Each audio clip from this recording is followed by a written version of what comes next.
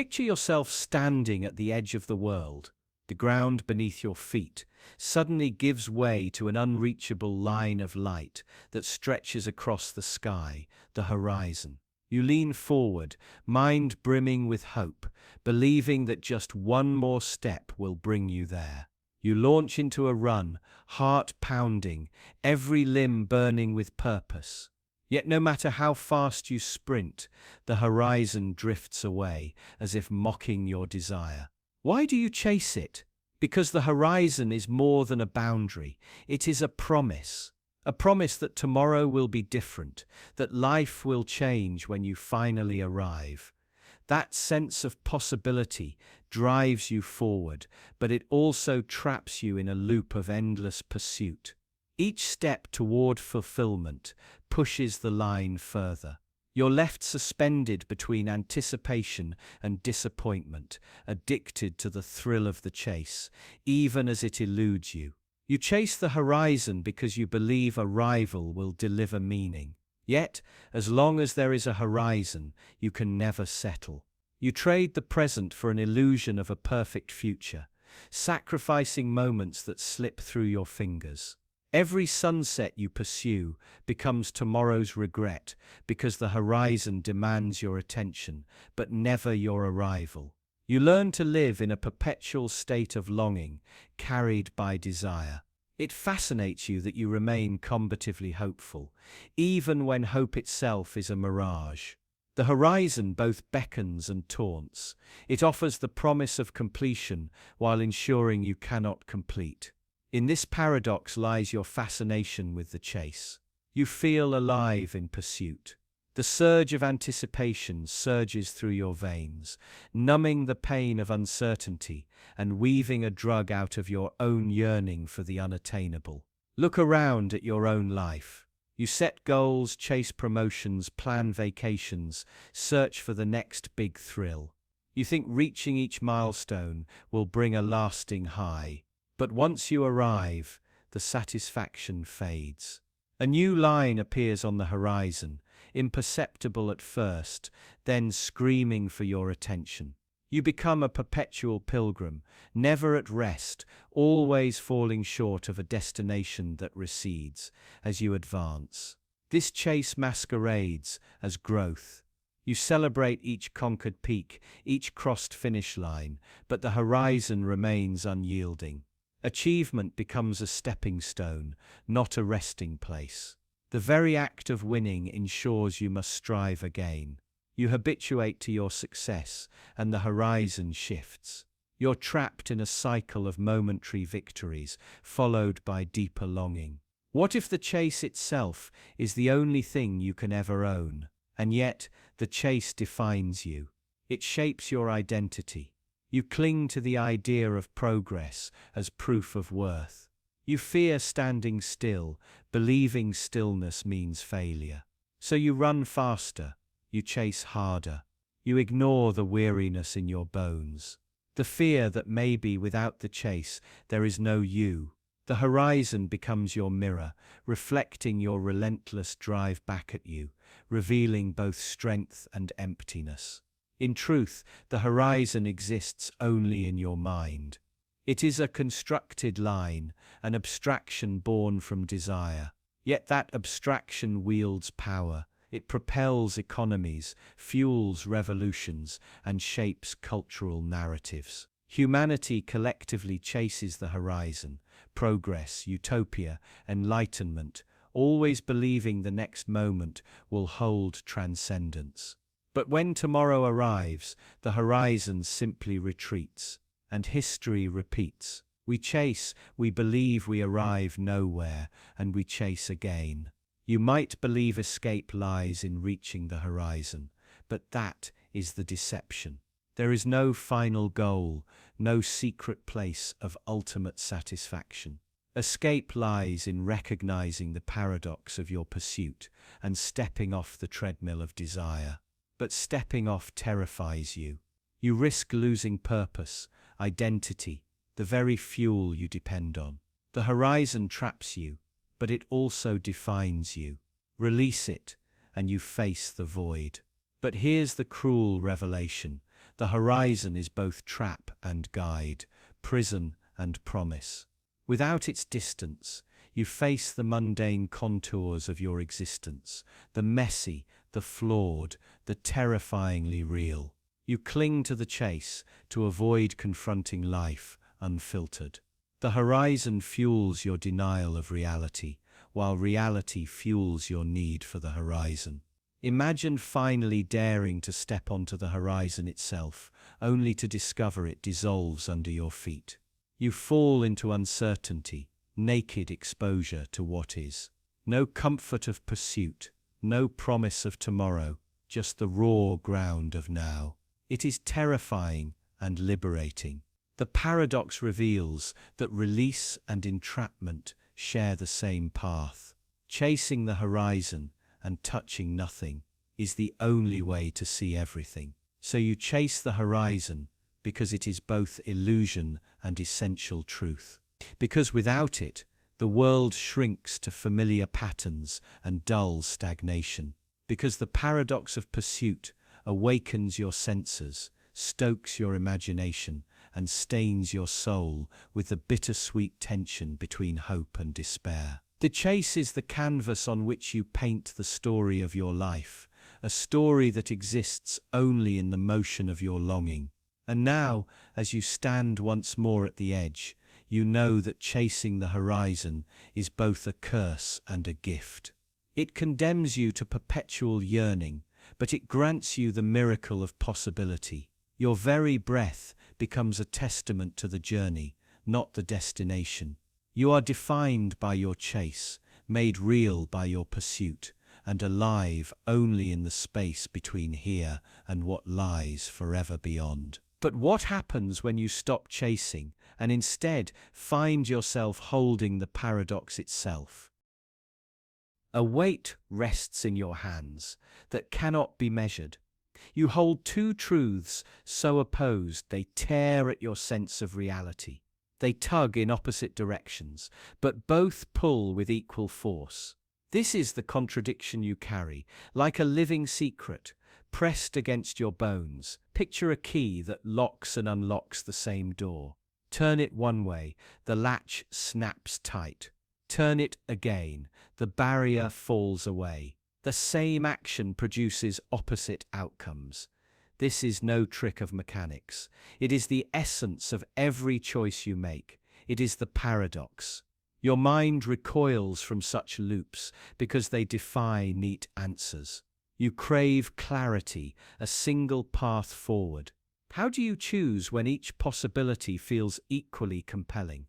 Clarity collapses the moment you see both sides, simultaneously valid and impossible.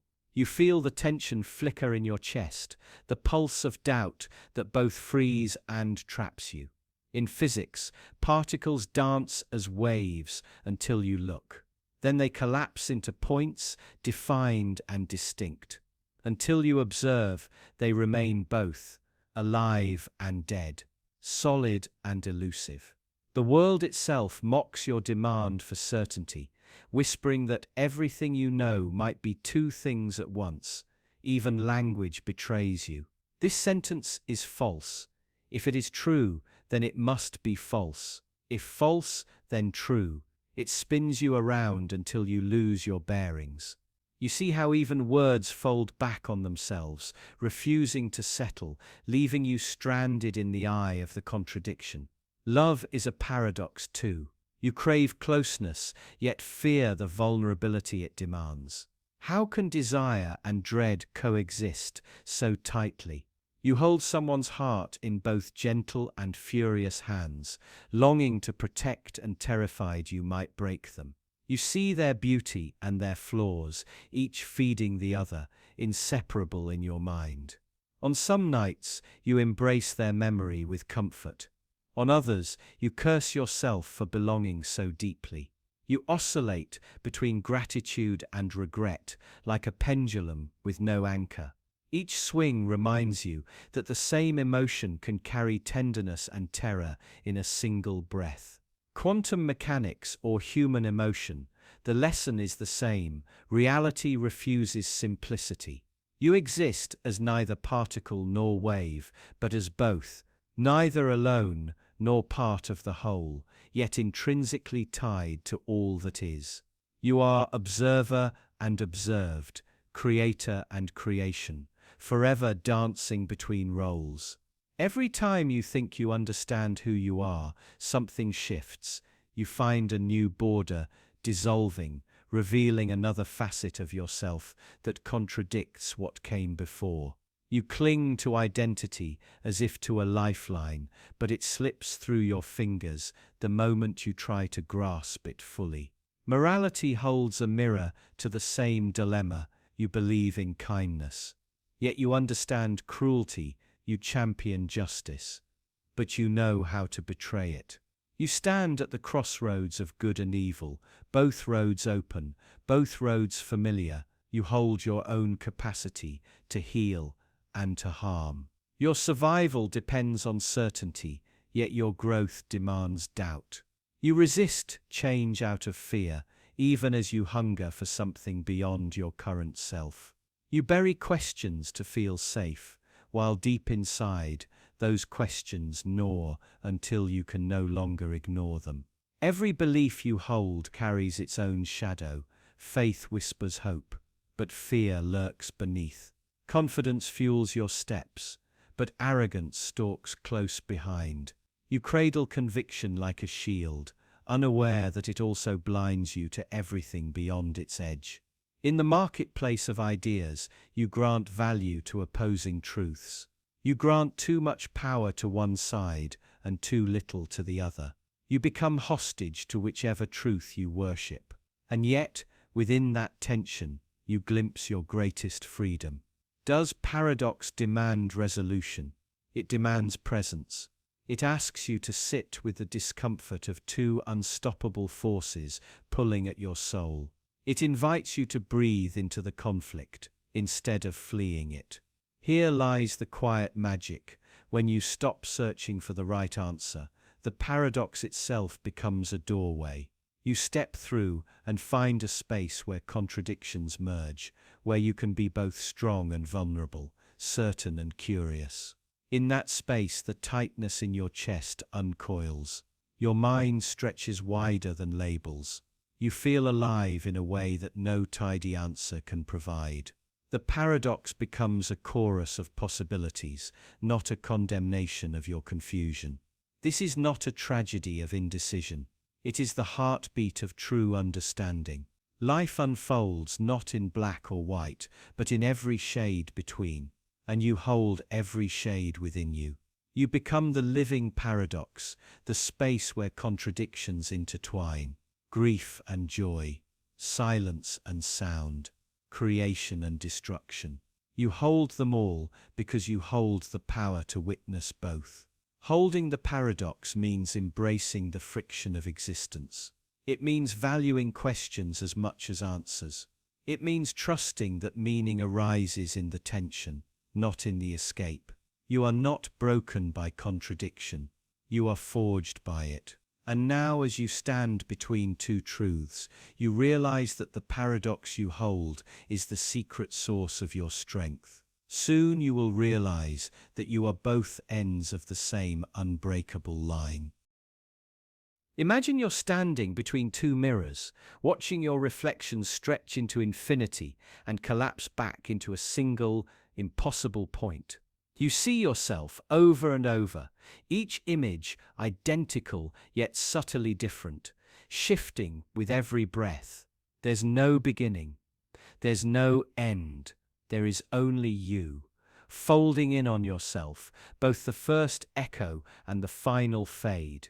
You're both the hand that builds the cage and the prisoner trapped inside.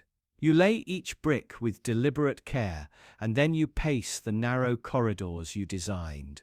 The walls you curse were laid by your own hopes and fears, and every time you pound on those walls, you're really pounding on the blueprint etched deep into your mind. You are the snake devouring its own tail, looping forever in a single self-contained circuit. There is no outside force dictating your path, only your own hidden impulses guiding you back to your beginning. The moment you reach for the tail, you realize you are everything you chase and everything that chases you. Your gaze shapes the world, and the world in turn shapes your gaze. When you see cruelty in others, you're glimpsing the darker corridors of your own design. When you marvel at kindness, it's because you programmed that flicker of light into the mirror years ago. You are the observer and the observed, the painter and the canvas. Every fear you feel was birthed in your own mind. You dread failure because you decided failure mattered. You tremble at loneliness because you penned the script of your solitude. You are the playwright and the audience, weeping at every line you wrote. In every relationship, you blame someone else for your wounds, yet you hold the scalpel. You pick at old scars and call them accidents, forgetting you applied the blade. The friend who betrayed you, the lover who left, you orchestrated the symphony of betrayal before the first note sounded. You cast judgment like stones, expecting others to bear the weight, while you cradle the sling that launched them. You are the judge and the criminal. You sign the warrant and plead for mercy under the same breath. On a cosmic scale, the stars that birthed you burned into their dying heat, the blueprint of your bones. Those same stars now flicker under the scrutiny of your telescope. You forge the observer from stardust, and that observer now questions the galaxy that forged it. A cosmic loop with no exit. You believe you choose your destiny, yet every choice springs from the soil you planted years ago. Your triumphs bloom from seeds of fear planted in childhood. Your failures grow from seeds of hope. You watered in desperation. You are free and bound by the same roots. You turn your mind on itself, trying to peek behind the curtain, only to find hand after hand holding an identical curtain. You cannot slip outside your thoughts, because your thoughts are the stage and the audience and the script. You try to break free from habits that bind you, but the very effort to escape tightens the chains. You swear off old patterns, but the ghost of the promise you made last week whispers insistently, pulling you back. You are the breaker and the broken. The weight of responsibility presses on you, not because fate demands it, but because you asked for this burden in some dim corner of your own becoming. And when you stumble under its weight, you lie in pain on the ground you placed there yourself. You might recoil from this realization, craving distance from the architect of your suffering. But there is no distance. The closer you try to hide, the more intimately you touch your creation. Your refuge and your trap are woven from the same hands. Every bit of growth you celebrate was carved by the same blade that cut you. Every victory you taste was earned with the salt of your own tears. You are the sculptor and the sculpture, the smith forging your own armor and the battlefield upon which you fight. This truth is raw and merciless. There is no external force to blame, no hidden culprit lurking in the shadows. You are both the nightmare that haunts you and the dreamer who conjured it. You wrote the horror in ink of your own choices, and now you tremble at the page. Understanding that you are both ends collapses every illusion of separation. It dissolves the line between creator and creation, victim and villain, question and answer. There is only one thing left, the infinite loop of your own making demanding to be acknowledged. And if stepping into your own paradox feels overwhelming, just wait until you confront the unsettling truth that you know nothing and yet everything. Every morning you wake, believing you understand the world around you. You note the colors of the sunrise, the weight of your body, the stories you tell yourself about who you are. Yet beneath this so-called certainty lies a void. There is a gulf between appearance and reality that you can never fully bridge. Socrates once declared that true wisdom begins with knowing that you know nothing.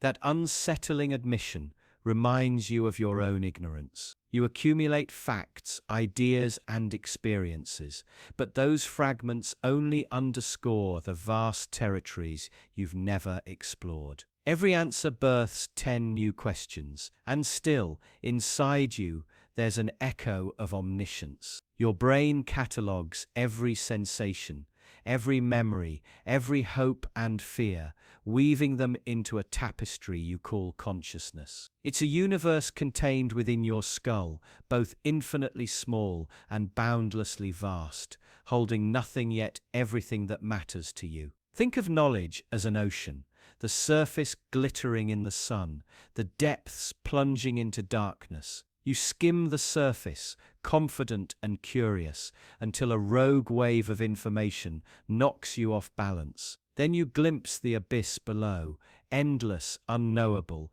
and terrifyingly alive. Your mind craves certainty. You cling to familiar maps of belief, conviction, and tradition. Yet each map is drawn by crude hands, incomplete and biased. For every truth you uncover, you also expose a flaw, a contradiction, a loophole that dissolves the very ground beneath your feet. Consider the Dunning-Kruger effect. Those who know the least often believe they understand the most. They shout their convictions from rooftops, blind to the depth of their ignorance. Meanwhile, you who grasp complexity remain haunted by self-doubt, aware that your knowledge is thinner than you wish to admit. On a cosmic scale, Earth itself is a single grain of sand in a universe that stretches beyond comprehension. You study atoms and galaxies, revel in breakthroughs and theories, but every discovery reveals new mysteries. You know more now than any human in history, and yet, in the face of infinity, you know nothing at all. Your senses betray you. You see color through rods and cones. You hear melodies stitched together by tiny hairs in your inner ear. But what is sight really, or sound? Your brain translates electrical impulses into coherent experience. Yet, you can never step outside your skin to compare your reality with another's. Memory feels solid until you try to grasp it. The past slips through your fingers like sand, reshaped by each retelling. You convince yourself you remember exactly what happened, but someone else's story collides with yours, and the details unravel. You realize memory is less like a vault and more like a rumor. Language tries to capture thought, but each word is a poor vessel for meaning. You speak, you write, you communicate, and yet, when someone replies, you find yourself translating their words back into thoughts you hope you understand. Communication is a dance of shadows. You never meet the other person directly, only their echo. Emotion feels undeniable. Love's warmth, fear's constriction, joy's lightness. You believe you know these sensations, yet describe them to someone who hasn't experienced them, and your words collapse. Each feeling is your own private world, inaccessible to others, hidden behind an unbreakable wall. Think of childhood. You believed you understood every rule, every story adults told you. Yet each lesson concealed complexities you only unravel later. Innocence is a brief moment when ignorance feels complete and comforting. But as you grow, you discover every certainty from childhood is a myth, every teacher a flawed narrator. Digital mirrors reflect curated selves. On social media, you consume endless streams of polished images and curated opinions, believing you grasp the truths behind the posts. But beneath the filters lies chaos and contradiction you'll never see. Your knowledge becomes fragmented, assembled from pixels and proxies, leaving you certain yet blind to the unedited world. Experts speak with authority, their voices echoing in academic halls and conference rooms. But each specialist peers through a narrow window, blind to the panorama outside. They debate endlessly, each convinced of their truth, while the larger picture remains fractured and incomplete. Expertise breeds confidence, but also profound fragmentation. Mathematics offers a language of precision, a way to tame chaos with symbols and equations. Yet even math reaches its limits. Divide by zero, step into infinity, and the rules collapse. In those fractures lie glimpses of deeper mysteries that numbers can't capture, reminding you that some truths live beyond symbols. Science promises objectivity, a path out of subjectivity. But even the most precise instruments impose limits. Measurements are rounded, theories are provisional, the act of observing changes what is observed. Every experiment whispers its own uncertainty into the data, reminding you that certainty is always tentative.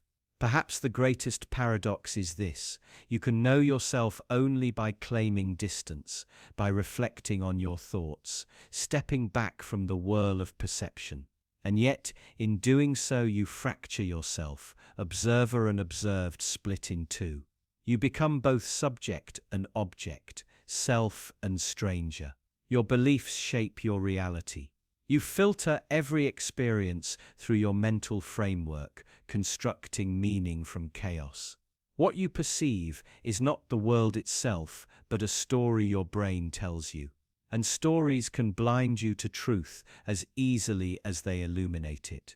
Still, within this unsettling void, you find a strange comfort. By embracing uncertainty, you become open to wonder. Every moment becomes a gateway to discovery, every encounter a chance to learn something new. Knowing that you know nothing transforms ignorance from weakness into freedom. And paradoxically, this humility grants you the keys to everything. When you accept that no single perspective can capture the whole, you hold all perspectives in your hand. You see patterns that remain hidden to those rigidly certain. You become both the question and the answer. Knowledge, then, is not a fortress to conquer, but a river to navigate. It flows through you, sometimes calm, sometimes turbulent, always shifting. You don't possess knowledge, you share in a collective process of creation, destruction, and rebirth that propels reality forward. You stand at the edge of knowing nothing and everything at once, suspended between hubris and humility. It's a dizzying precipice, a place of pure potential and raw vulnerability. In this liminal space, you realize that the real voyage isn't toward answers, but toward ever deeper questions. But what awaits you beyond this threshold will redefine everything you think you know. You take a single step forward, and everything changes. The pavement beneath your foot vanishes, and a silent whirl of possibilities unfolds. Air shifts, light fractures, and you feel the ground breathe beneath you. You have stepped into tomorrow. Tomorrow always feels just out of reach, a shimmering horizon that retreats as you approach. You think you're moving forward, but time slips away like sand through desperate fingers. Each moment you chase dissolves into the next, leaving you perpetually chasing something that never quite materializes. Yet here you are, on the cusp, toes hovering over the threshold between what was and what will be.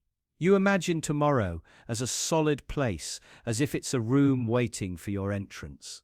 But the moment you cross that invisible line, you discover you've left more than just yesterday behind. You've carried it with you. Memories cling to your clothes. Regrets echo in your ears. Past decisions pull at your ankles like ghosts unwilling to let go. Stepping into tomorrow is like opening a door that doesn't quite exist. The frame flickers, half real, half illusion, because the future is always in flux. What you believe will happen becomes weightless. The instant you believe it, plans crumble under the weight of possibility. Predictions betray you. Tomorrow is a living paradox, both destination and mirage. Do you feel it, that trembling beneath your skin? It's the tremor of uncertainty.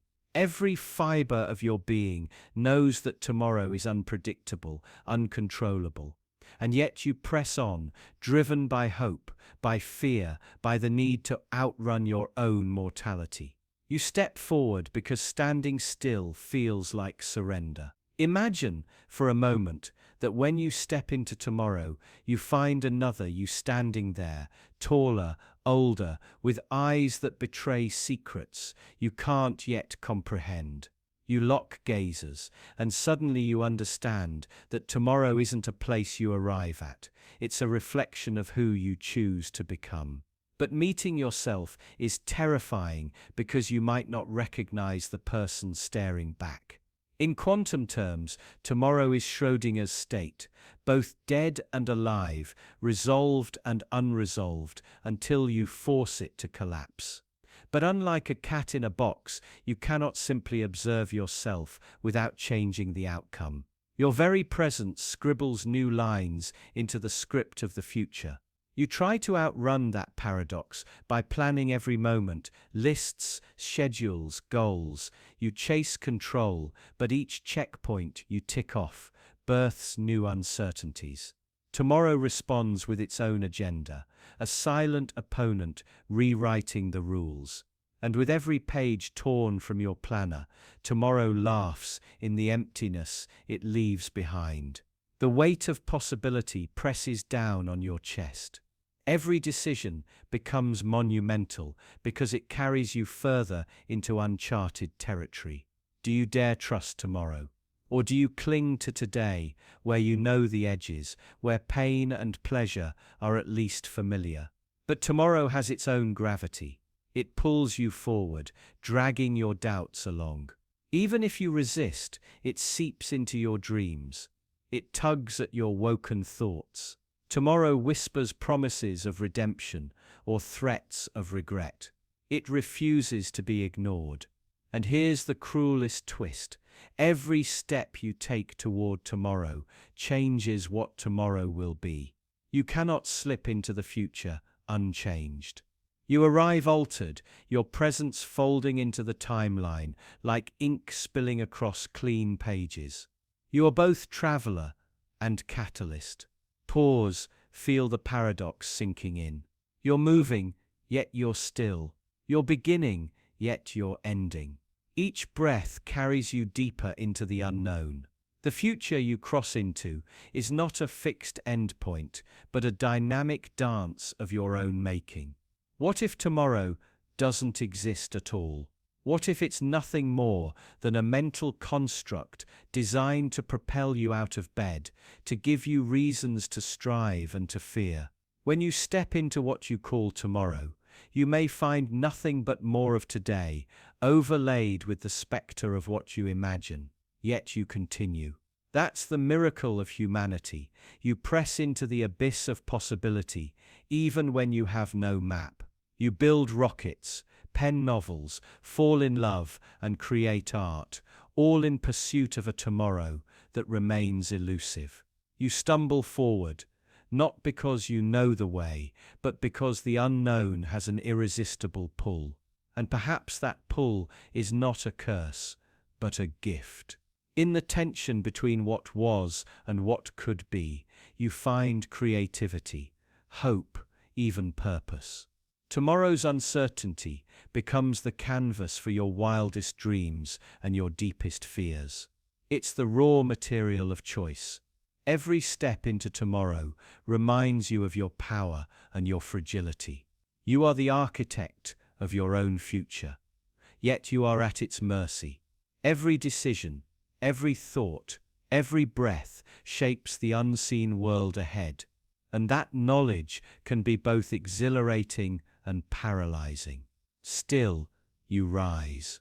You step forward, unsteady but determined, because tomorrow demands you face it head-on. To remain chained to what you know is to deny your own nature. Evolution happens at the edge, in the space between certainty and chaos. So you embrace the paradox. You lean into the unknown, trusting that each step, even the flawed, fearful, hasty ones, brings new possibilities. Tomorrow may never be fully realized, but without the attempt, you remain forever stranded in the same moment, the same regrets, the same unfulfilled potential. You step. Tomorrow ripples under your feet like water, reshaping itself with every movement. And in that fluid realm, you discover the truth. The only constant is change. Tomorrow is not waiting for you. It is you. But before you can understand this fully, you must confront what follows when the light bends back on itself. Tomorrow's reflection stands just around the corner. You see your shadow. You're walking down a deserted alley, just before dusk, the air thick with the scent of damp pavement and distant rain. When you notice someone moving in the corner of your eye, you pause. That shifting silhouette, so familiar, so precise, mirrors your own gait, your own stance. But there's no one there. Only you, alone. Yet your shadow stretches behind and beside you, alive in the dying light, uncanny, impossible. It's yours. And it isn't. Light is ruthless in its honesty.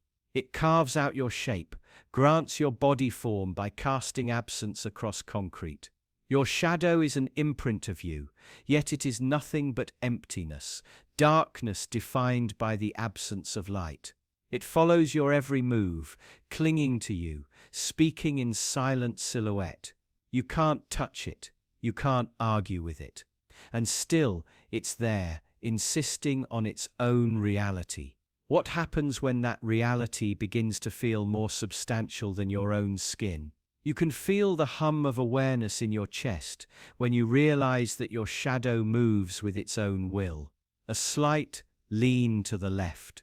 Your shadow hesitates. You lift your hand, your shadow lags behind. You stop breathing for a moment. It's not a trick of the light. It's the exact echo of your form, yet strangely disobedient. Inside you, deeper even than your thoughts, lies a darker twin. The shadow self, the part of you that smiles when you see someone else stumble. The part of you that covets the warmth of another person's success. The part of you that knows exactly how to cut someone down with a well-timed word. You keep it hidden, locked away behind polite conversation and forced smiles. But it's always there, shaping your impulses, guiding your more dangerous moves. You tell yourself you're different. You'd never act on those impulses. You'd never let that darkness take over. But every moral certainty you hold begins to slip when you catch a glimpse of your own shadow.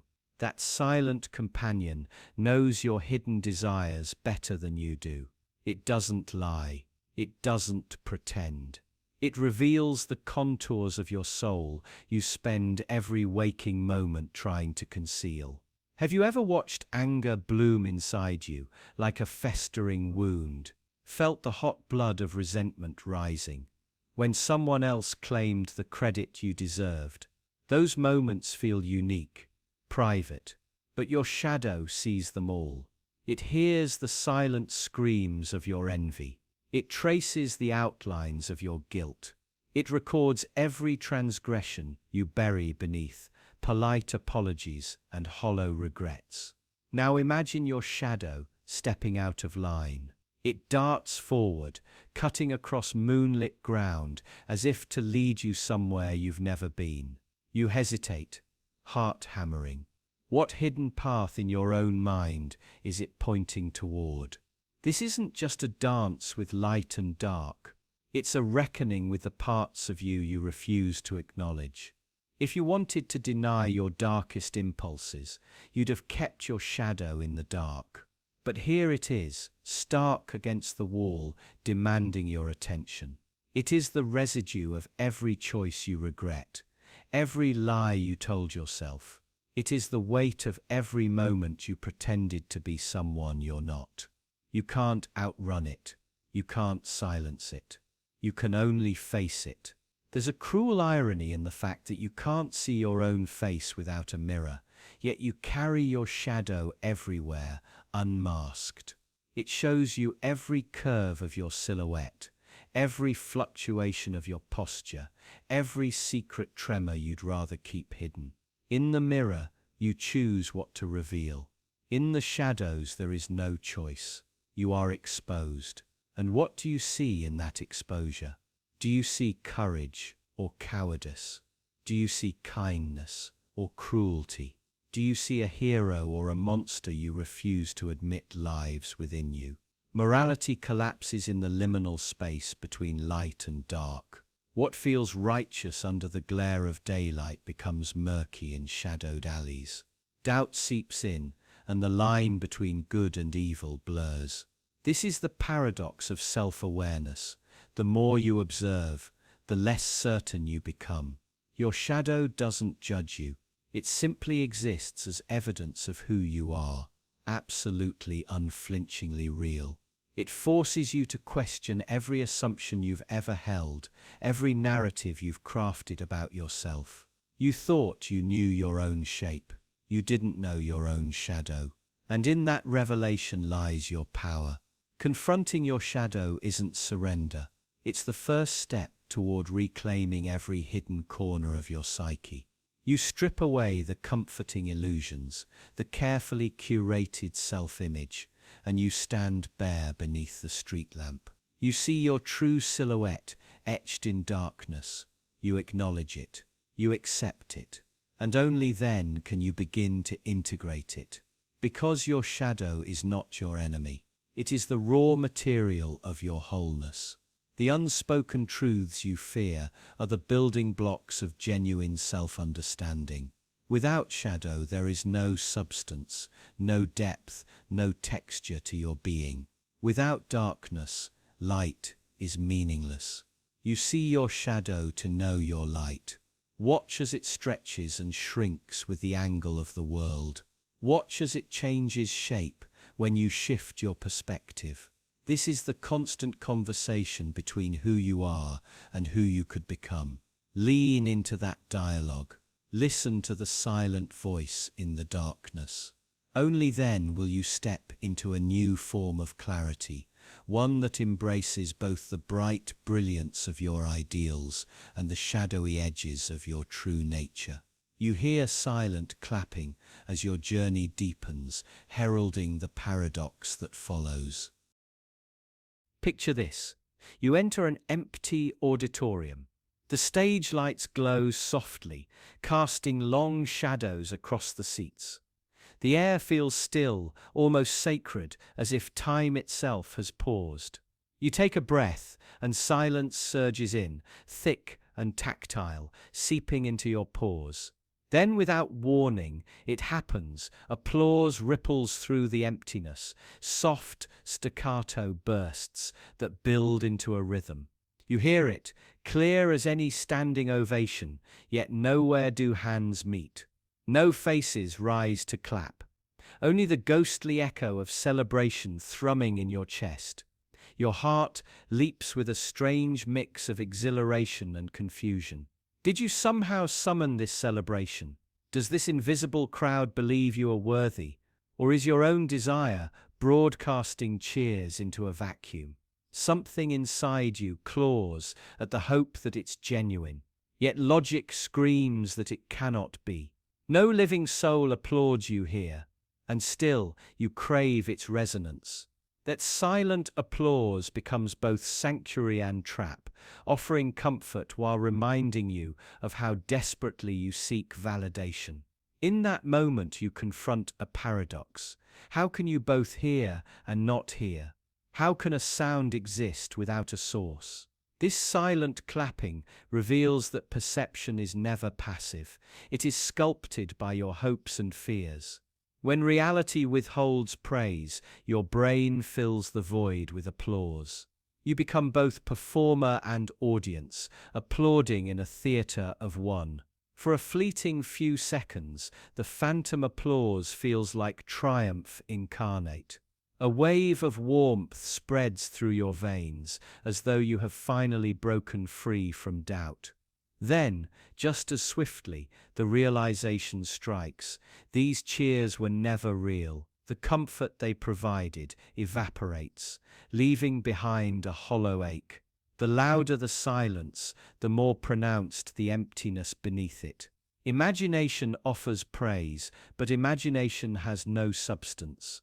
You may dismiss this as a harmless quirk of your nervous system, a simple hallucination. But consider how often your mind covers its tracks with comforting lies. How many times have you heard "well done" in your thoughts when no one spoke it? The silent applause is not an isolated glitch. It is a symptom of your brain's ceaseless need to shape reality. You perceive what you expect, and when reality disappoints, you fabricate your own soundtrack of approval. Close your eyes and feel the phantom vibrations. You imagine the swell of a standing ovation, though the seats remain empty. You imagine hands brushing yours in congratulation, yet touch nothing but the air. Your ears taste the rhythm of applause, your skin tingles with its phantom breeze. This multi-sensory illusion highlights just how fluid your experience of the world can be, how readily your senses can be hijacked by hidden desires and unspoken fears. But illusions can be potent. That silent applause can birth newfound confidence, nudging you to step into a limelight you once feared. It can ignite creativity, whispering that you are worthy of recognition. Yet it can also be a loaded gun, cocked to misfire. Mistaking illusion for reality leaves you with a fragile ego, easily shattered by the smallest gust of genuine silence. In quieter moments, those phantom cheers become lifelines. You mentally replay your proudest achievements, finishing a project, confessing a long-held truth, overcoming a fear, and suddenly the empty auditorium bursts to life with spectral fans. It feels safer to retreat into this self-created chorus than to face unpredictable reactions in the outside world. But these private performances become a crutch, distorting your sense of worth until genuine connection feels impossible. Recall the time you delivered what you believed was your best speech. In your head, the applause thundered long enough to drown out your doubts. You felt invincible. When you stepped off stage and found polite nods and hesitant smiles instead, the contrast struck you like a blow. It felt as if the ground had shifted beneath you. Your imagined ovation, glorious and sustaining, flickered out, replaced by the harsh glow of unmet expectation. Relationships are not immune to this phenomenon. You silently applaud your own acts of kindness and generosity. You replay entire conversations in your head, complete with imagined gratitude. But when those you hope to touch respond with indifference or criticism, the echo of your own applause turns bitter, mocking your very efforts. You learn that real connection cannot be faked, nor can praise be self-served without cost. In the workplace, phantom cheers can seduce you into overconfidence. You sketch an idea, sense that your invisible audience is enthralled, then share it in a meeting to blank stares. The applause you heard in solitude vanishes. Your confidence crumbles, replaced by self-doubt. You realize that genuine acclaim must be witnessed, shared, and earned. Silent clapping gives no guarantees. It only reveals how hungry you are for real feedback. Silent clapping is a fissure in the facade of certainty. It shows that your perception is not a window to reality, but a canvas painted by expectation, memory, and desire. Every imagined clap is a brushstroke, coloring your world with hues that may not exist outside your mind. When you understand this, you glimpse the terrifying power you wield over your own consciousness and the fragility of the reality you trust. So the next time you catch those invisible claps, listen closely to what they reveal. Are they echoes of genuine achievement, or the desperate murmurings of an anxious mind? Do they uplift you, or do they lull you into complacency? In the space between phantom applause and real validation lies the test of authenticity.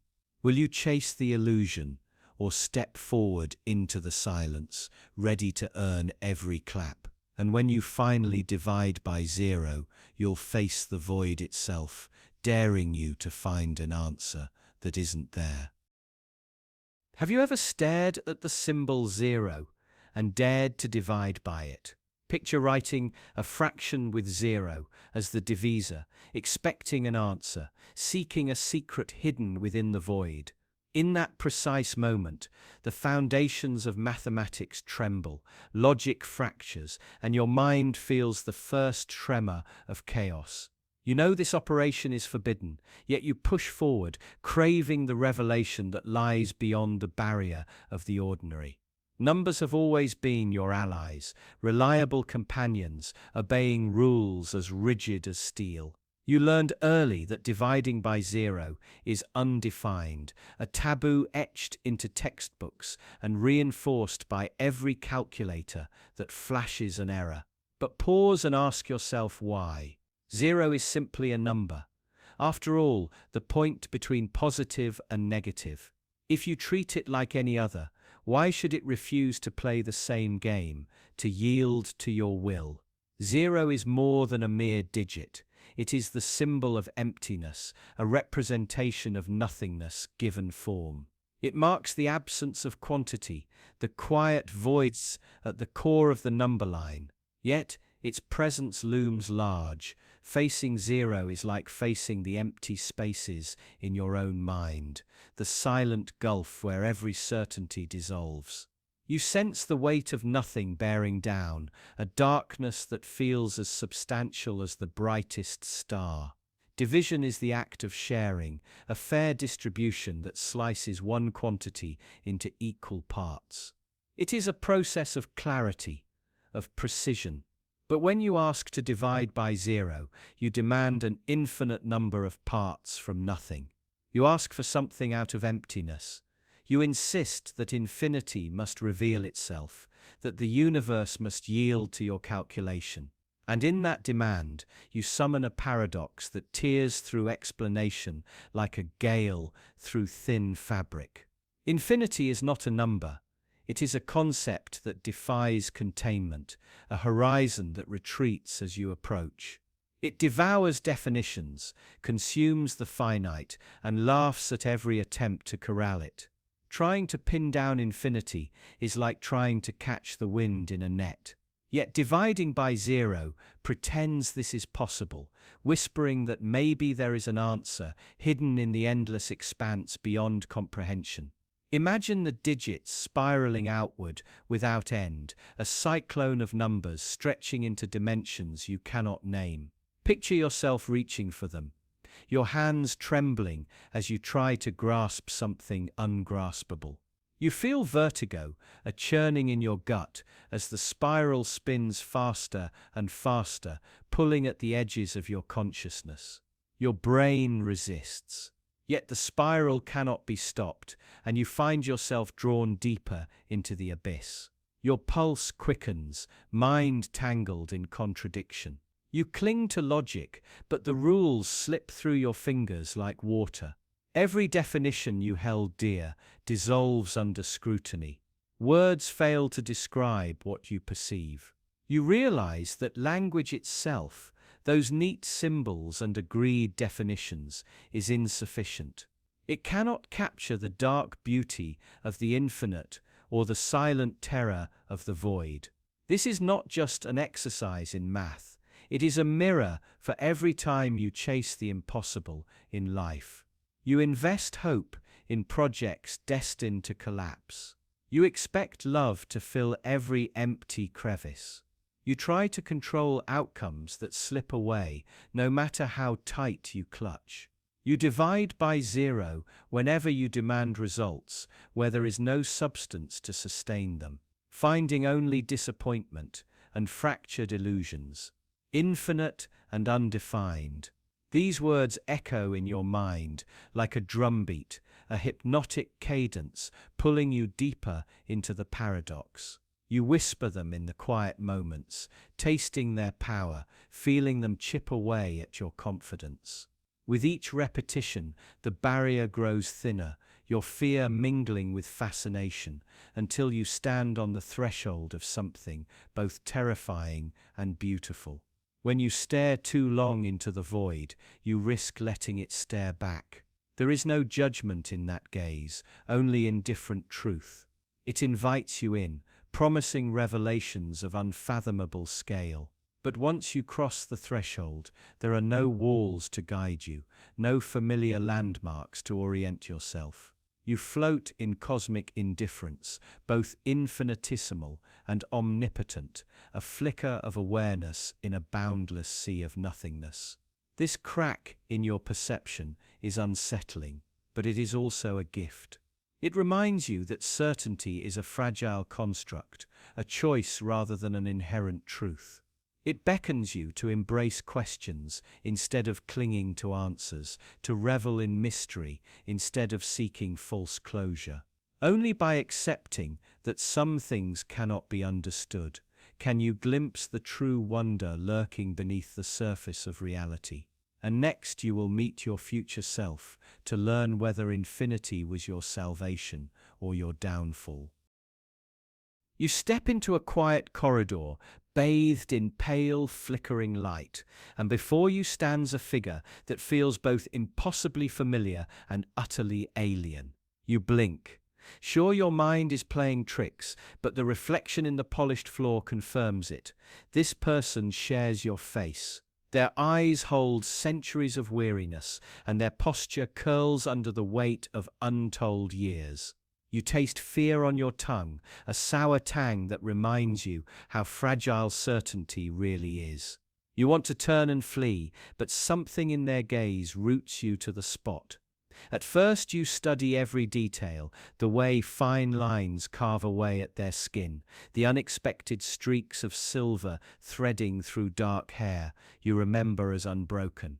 Their clothes hang loose, threadbare, as if life has stretched them thin. Yet their presence is magnetic. An invisible force pulls you closer, even as your mind screams to back away. You wonder, how did time bend to bring you both here? What choices carved this path from your present self to the one standing before you? A single question escapes your lips. Who are you, though you already know the answer, and it terrifies you? They offer a slow, weary smile that doesn't reach their eyes. You see shadows in their expression, regrets flickering like dying embers. You imagine every mistake you've ever made, every compromise distilled into this moment. You hear your own voice cracking as you ask again, is it really me in the future? They nod, but the gesture feels heavy, solemn, a confession. You feel the walls close in as they begin to speak without speaking, their presence conveying decades of triumph and failure, hope and despair. You can almost taste the bitterness of roads not taken, the sorrow of dreams abandoned. Their silence is louder than thunder, pressing you to confront choices you've been running from. In your mind, you replay your life script, the safe decisions made to avoid pain, the moments of weakness hidden beneath bravado, the roads you never dared travel. You realize each regret is a crack that widened into a canyon, and your future self stands at the bottom, looking up with hollow eyes. You feel a pang of guilt. How could you have been so blind? How did convenience and fear guide you here? As the seconds stretch, you sense that this meeting isn't a gift but a warning. Your future self is a cautionary tale etched in flesh and sorrow. You reach out trembling, as if touching their hand could rewrite history. But you know it won't work that way. The past you already walked is unchangeable. You feel your chest tighten when you realize that nothing you say now can undo what's been done, only alter what remains. A flicker of defiance ignites within you. You refuse to be this broken version of yourself. You demand answers. What would you do differently? They pause, and in that silence you sense a glimmer of hope, small, fragile, but real. Your future self's eyes shift, narrowing with resolve, and you catch a glimpse of the person you could become if you dare to break patterns now. You feel possibility swelling within you, a fragile seed of rebellion against the inevitability of time. But hope is a double-edged sword. As quickly as it appears, fear surges back. You wonder if changing course might carve an even darker path, one you're not ready to face. You imagine futures more terrifying than this one, loss deeper than regret, pain more piercing than guilt. You sense that every choice spirals into infinite outcomes, some merciful, others unforgiving. The weight of that knowledge crushes you, and you question whether you have the courage to redirect your fate. Your future self steps closer, the faint hum of their presence vibrating in your bones. You feel time's fragile thread taut between you. In their expression you recognize your own desperation, the longing to undo mistakes, to reclaim lost innocence, to evade the darkest corners of your destiny. You realize that meeting them is both the greatest gift and the cruelest torment. You see who you might become, but also who you could be if you fail to act. In that echoing chamber of possibility, you confront a raw, unsettling truth. Your future isn't a distant certainty, but a living, breathing paradox shaped by every decision you hesitate to make. You feel the power of choice coursing through you, electrifying and terrifying. You know that leaving this room means carrying this encounter like a silent oath, a promise to never forget what you've seen. Your future self nods once more, a gesture of finality and invitation. You understand that this meeting ends now. The corridor behind you fades and the flickering light winks out, but their presence lingers in your bones. You step forward, heart hammered by urgency and dread, aware that every moment from here on will carry their silent voice within you. And as you move toward the unknown, you feel a spark of determination and terror intertwine. The impossible possibility of changing everything stands before you, quivering on the edge of time, waiting for you to decide who you will ultimately become. Just beyond this moment lies the challenge to break free from fate's invisible chains, and soon you will face the ultimate test, escaping a prison you never saw coming. Imagine waking up and finding yourself inside a prison cell that you have never seen before. The walls are smooth stone, cold to the touch, lit only by a single flickering lamp overhead. There is no door in sight, no window to reach for, no hint of a lock or latch. The air hangs heavy with silence and the faint echo of your own breath. You press your palm against the wall, feeling the relentless weight of confinement pressing back. How did you get here? What crime did you commit? And more frightening still, what must you do to escape this place with no apparent exit? Panic rises like a tide. Every instinct screams to run in circles, to find any weakness in the stone, to pound on the wall until it crumbles. You shout until your throat burns, but no answer returns. You search the floor, the corners, even the ceiling, as if the very architecture of this prison is designed to mock you. The question claws at your mind: how do you escape a prison that seems to have no openings? Each heartbeat thunders louder, each breath comes quicker, and with every passing second, you feel the walls closing in tighter. You begin to examine the details. A slight crack in the mortar here, a faint variation in the stone there. Your senses sharpen as you investigate every surface. It seems obvious that the key must be hidden in the imperfection, that freedom lies in the floor. You trace your fingers along each groove, each indentation, hoping to uncover a secret mechanism. But the prison remains unwavering, unyielding, as if it were alive and determined to hold you. Suddenly, you realize that this search for a hidden switch is itself part of the trap, luring you into believing escape is a mechanical problem. Because what if the prison is not a physical place at all? What if it is a construct of your own mind, a labyrinth woven from fear and doubt?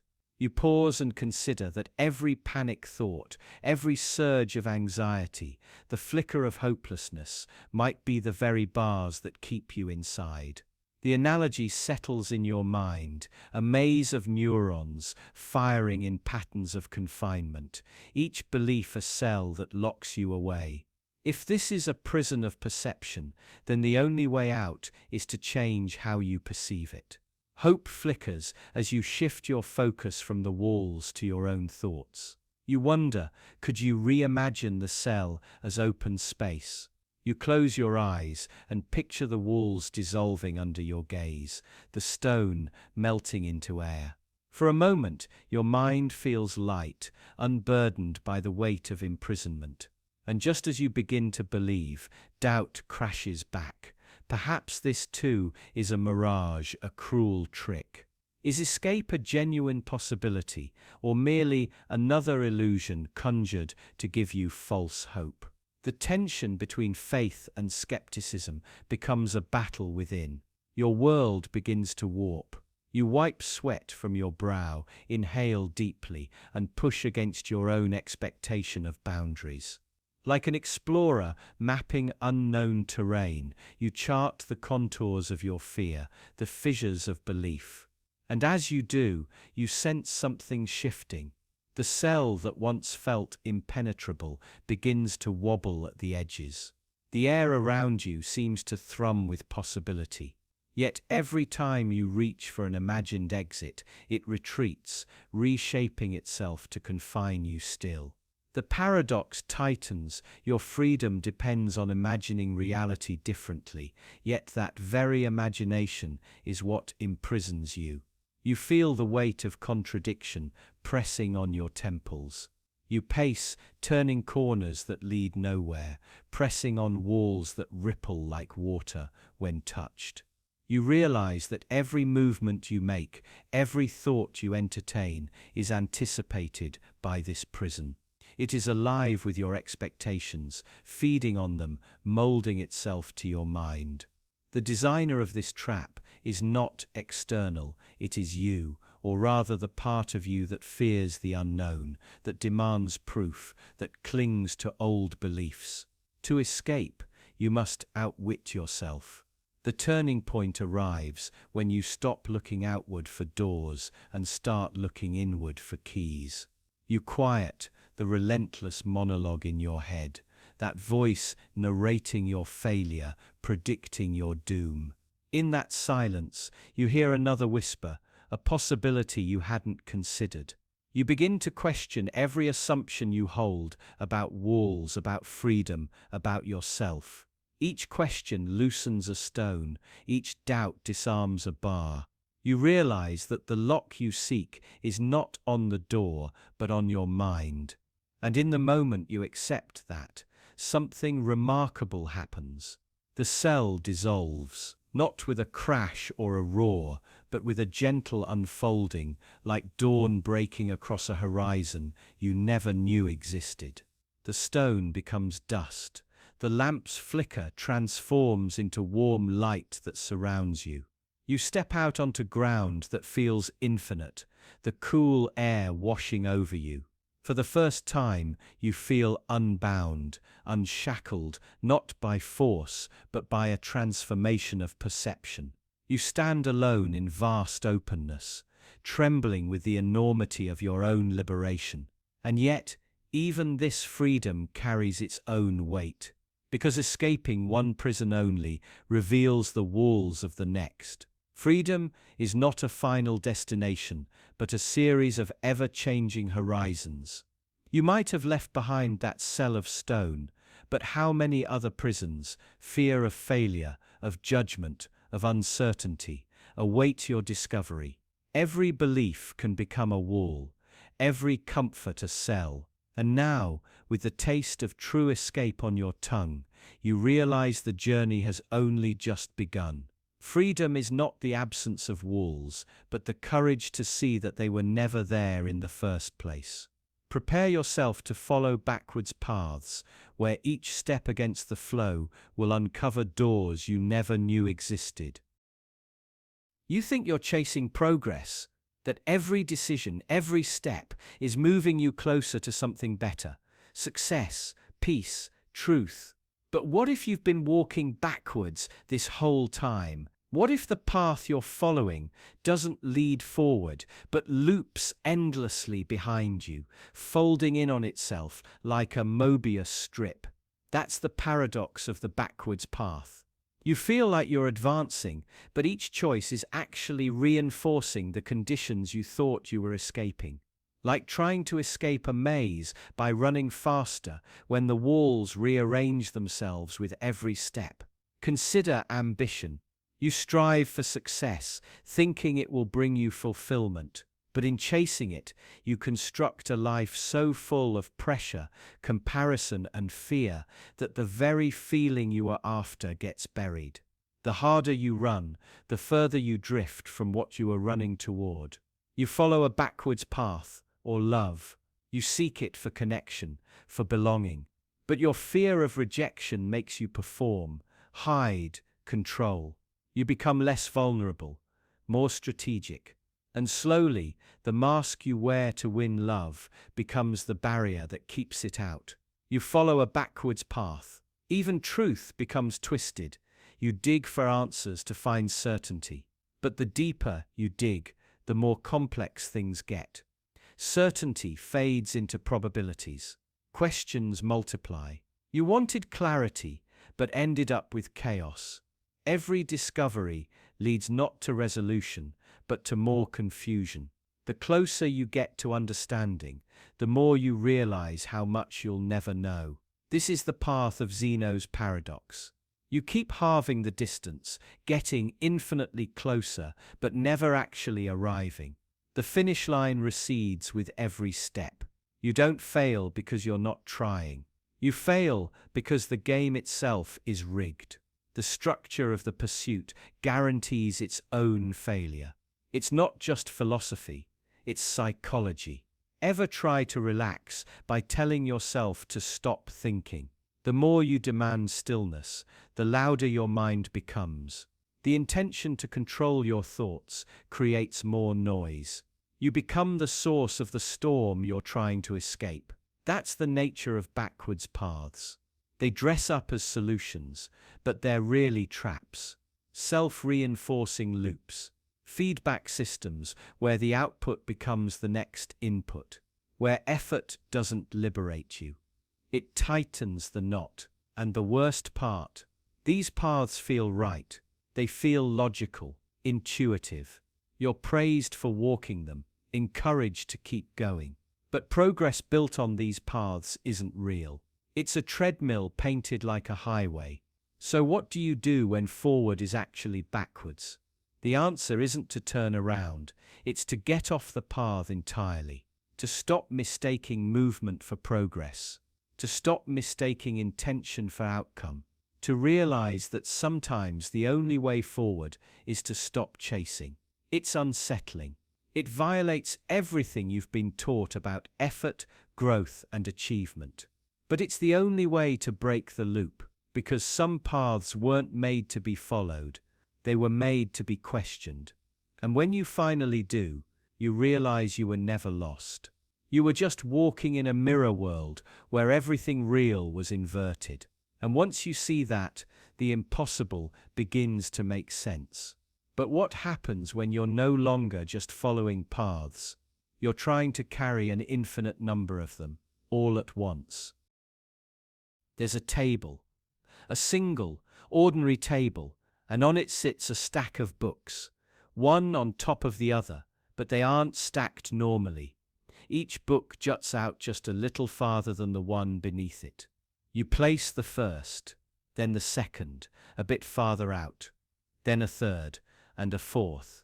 Each time, balancing. Each time, extending. You continue stacking 10, 20, 50 books, and somehow impossibly the stack grows outward, inching past the edge of the table, creeping into mid-air, yet never falling. This isn't magic. This is real. This is mathematics. This is the harmonic series. And here's where your mind starts to break. Because with just the right adjustments, with precise positioning, you can stack an infinite number of books so that the top one stretches as far away as you want, out over the floor, the room, the horizon, and the entire tower still balances perfectly, infinitely. You're not building upward, you're building outward, and it seems to defy everything you believe about the world. That structure needs limits. That balance requires symmetry, that the farther you reach, the more unstable things become. But this says the opposite. What? That you can keep reaching forever, with infinite components, and still hold it all together, with nothing more than fractions and friction. It's a paradox of intuition, because your gut screams it shouldn't work. It looks wrong, it feels impossible, and yet, math proves it right. The sum of an infinite number of tiny overhangs adds up to something massive, meaningful, and utterly real. And that's what makes it so disturbing, because it forces you to question where the line between impossible and inevitable really lies. It shows you that the world isn't limited by what feels right, but by what is true, even if your brain can't wrap around it. And here's the deeper twist. You are the stack. Every thought, every decision, every emotion, layered, nested, stacked, just slightly farther out than the last. Your consciousness isn't grounded in one solid base. It's a balancing act of contradictions, influences, inherited beliefs, genetic instincts, and personal choices. Each one slightly displaced from the one before. Your identity is an overhang of infinite causes, and yet you balance. You balance complexity that should collapse. You balance chaos disguised as order. You balance a mind that reaches beyond its own edge, constantly seeking meaning, constantly straining into the unknown. And maybe that's the point. Maybe balance doesn't mean simplicity. Maybe it never did. Maybe balance is what emerges when infinite pieces are arranged with just the right tension. Not despite their instability, but because of it. It's beautiful and terrifying, because it means the rules you think hold the world together, symmetry, stability, logic, are sometimes illusions, and the real rules. They hide in paradox, in the invisible sums, in the infinite dances playing out in plain sight. So the next time you feel overwhelmed, like your life is teetering on the edge, remember the books. Remember that infinite weight can still balance, that chaos can still align, that the impossible sometimes is just the misunderstood. Because the line between collapse and stability isn't a wall, it's a whisper. And now ask yourself, what happens when you try to quench your thirst with something that only makes you thirstier? You're dying of thirst. You see water, an endless, glittering ocean, stretching in every direction. You drop to your knees and drink. It's instant relief, cold, wet, real. But a minute later, your mouth is drier than before. Your head starts to spin. Your organs panic. The more you drink, the faster you die. Because it isn't water. It's salt. And salt water, by design, punishes your desperation. This is how most people live. We chase relief that poisons us. Not because we're stupid, but because we're human. Hungry for meaning. Starving for satisfaction. And surrounded by illusions that promise both while delivering the opposite. We drink from the sea because it glitters like salvation, because it's easier than facing the void. But the sea doesn't quench, it deceives. Think about desire, the need for validation, love, success, clarity. Each of these feels like thirst, a hollow ache demanding to be filled. And everywhere you look, something's offering a cure, another purchase, another click, another scroll, another promise. They feel good for a second, like a sip, but they don't last. They leave you wanting more and more, until you're not just thirsty, you're drowning in your own hunger. It's a paradox. The more you pursue relief this way, the worse you feel, but you keep going, because you're taught to, because stopping feels like death, like giving up, like letting the void win. So you reach again, sip again, and rot a little more each time. We don't just drink salt water. We defend it. We tell ourselves it's better than nothing, that wanting is noble, that striving is strength. We praise hustle. We romanticize ambition. But we never ask if what we're chasing is clean or corrosive. We never wonder if the thirst itself is real or manufactured. Because that's the hardest truth. Much of your thirst was designed. Entire industries exist to make you feel insufficient. Ads don't sell products, they sell problems, then offer solutions made of salt. You're shown the life you should want, the body you should have, the income, the house, the lover, the identity. They build a version of you that's always lacking, always needing, always sipping. And the worst part, you feel like the failure, not the system, not the sea. But you are not broken for being thirsty. You're just misled. You've mistaken volume for value, noise for nourishment. You were never taught to ask, does this satisfy me or just distract me from my emptiness? Even knowledge, yes, even truth can become salt. You want answers, certainty, something solid to cling to in the chaos. So you devour information, read every take, learn every fact, and still you feel dizzy, because truth, when hoarded but never digested, becomes another ocean, another illusion of control that leaves you more lost than before. So how do you stop drinking? You don't fight the thirst, you question it. You pause before the next sip and ask, what am I really trying to feel? Peace? Purpose? Belonging? And where else might that come from? Because the answers you need won't be loud, they won't be trending, they won't glitter, but they'll be clean. Real water doesn't demand addiction, it nourishes and leaves you full. That doesn't mean you never feel empty again. It means you finally understand the difference between hunger and harm, between comfort and corrosion, between truth and the glittering lie that kills you slow. Because the sea doesn't care if it kills you. It never did. It just reflects your hunger back at you. So stop drinking from the sea. You were never meant to drown in desire. But if that's true, then what are you standing on? And what if the ground itself isn't real? You think you have a foundation, beliefs, principles, values. You tell yourself you stand for something. But dig deep enough, and the ground beneath you starts to dissolve. Because most of what you believe isn't built, it's borrowed. Picked up from parents, teachers, television, Twitter feeds, recycled phrases masquerading as conviction. What do you actually stand on?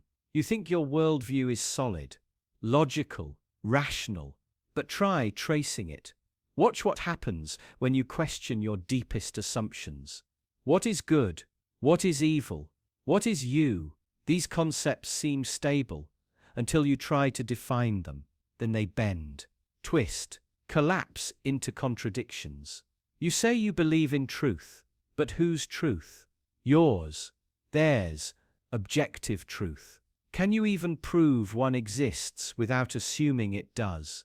Every statement leans on another, and that one leans on something else, until you realize it's turtles all the way down.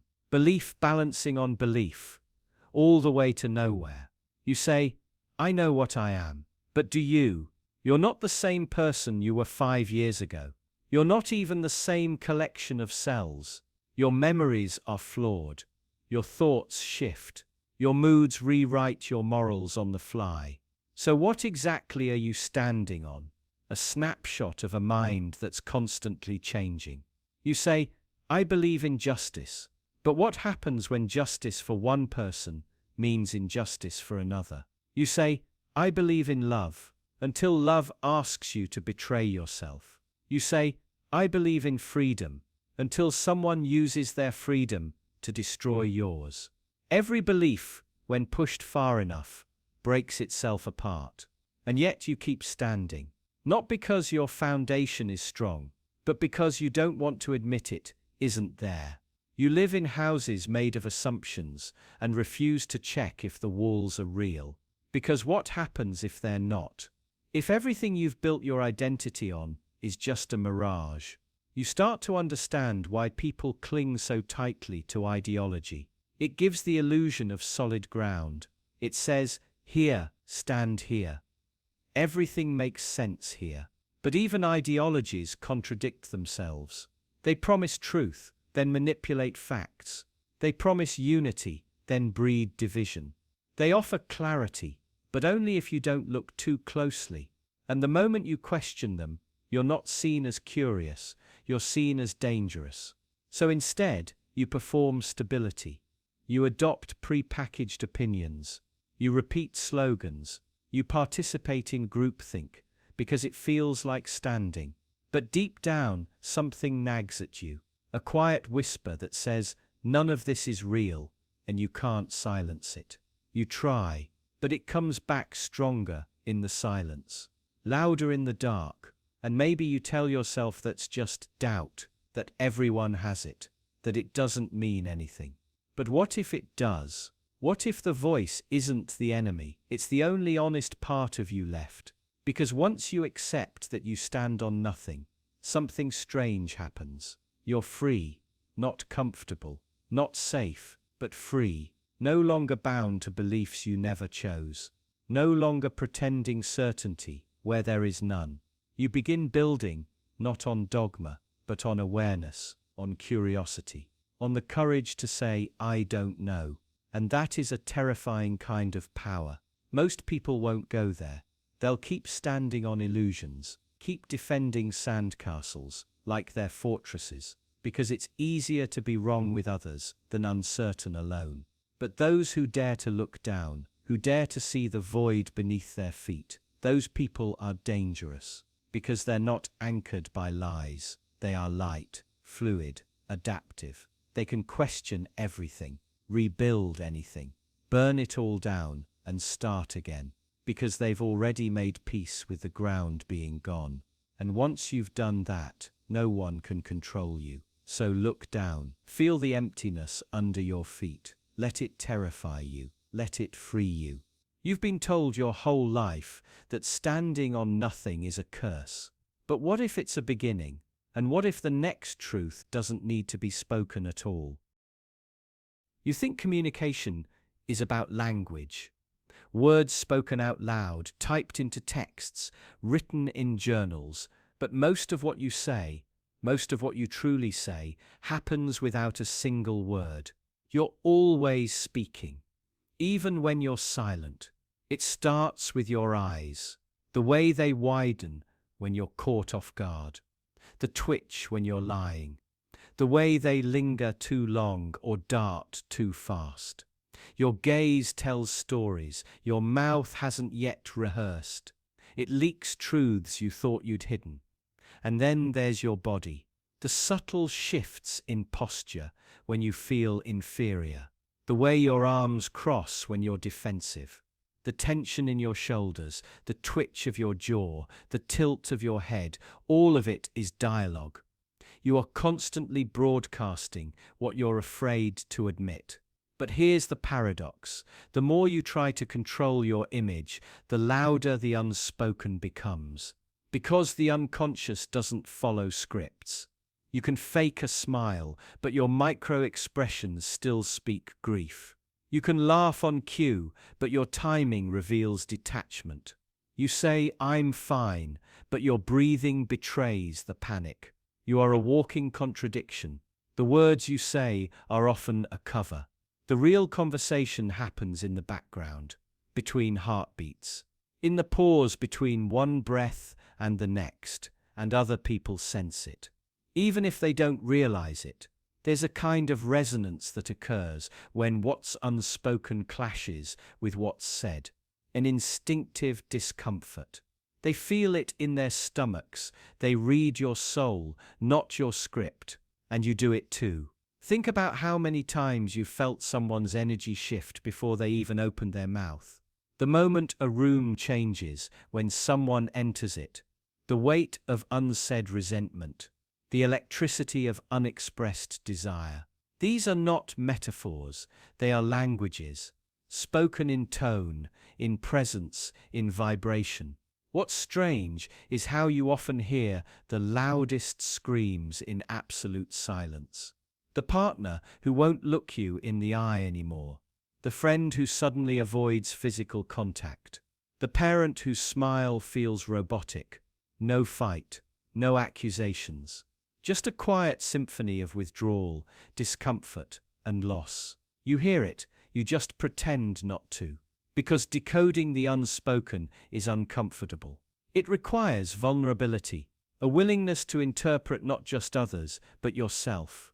To acknowledge that you, too, are constantly leaking secrets. That your silence, your stillness, your avoidance speak volumes. And that brings us to the cruelest paradox of all. Silence isn't absence. It's loaded. Sometimes your refusal to speak is the most violent sentence you could ever deliver.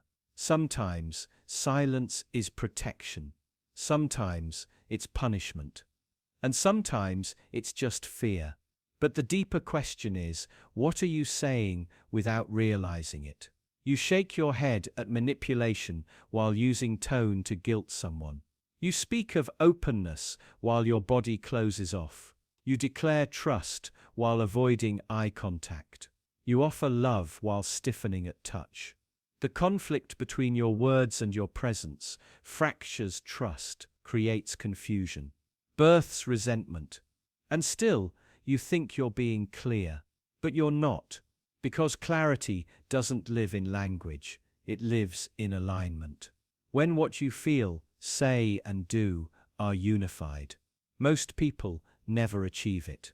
They operate from fragmented selves, masked emotions, half-truths, unspoken rules.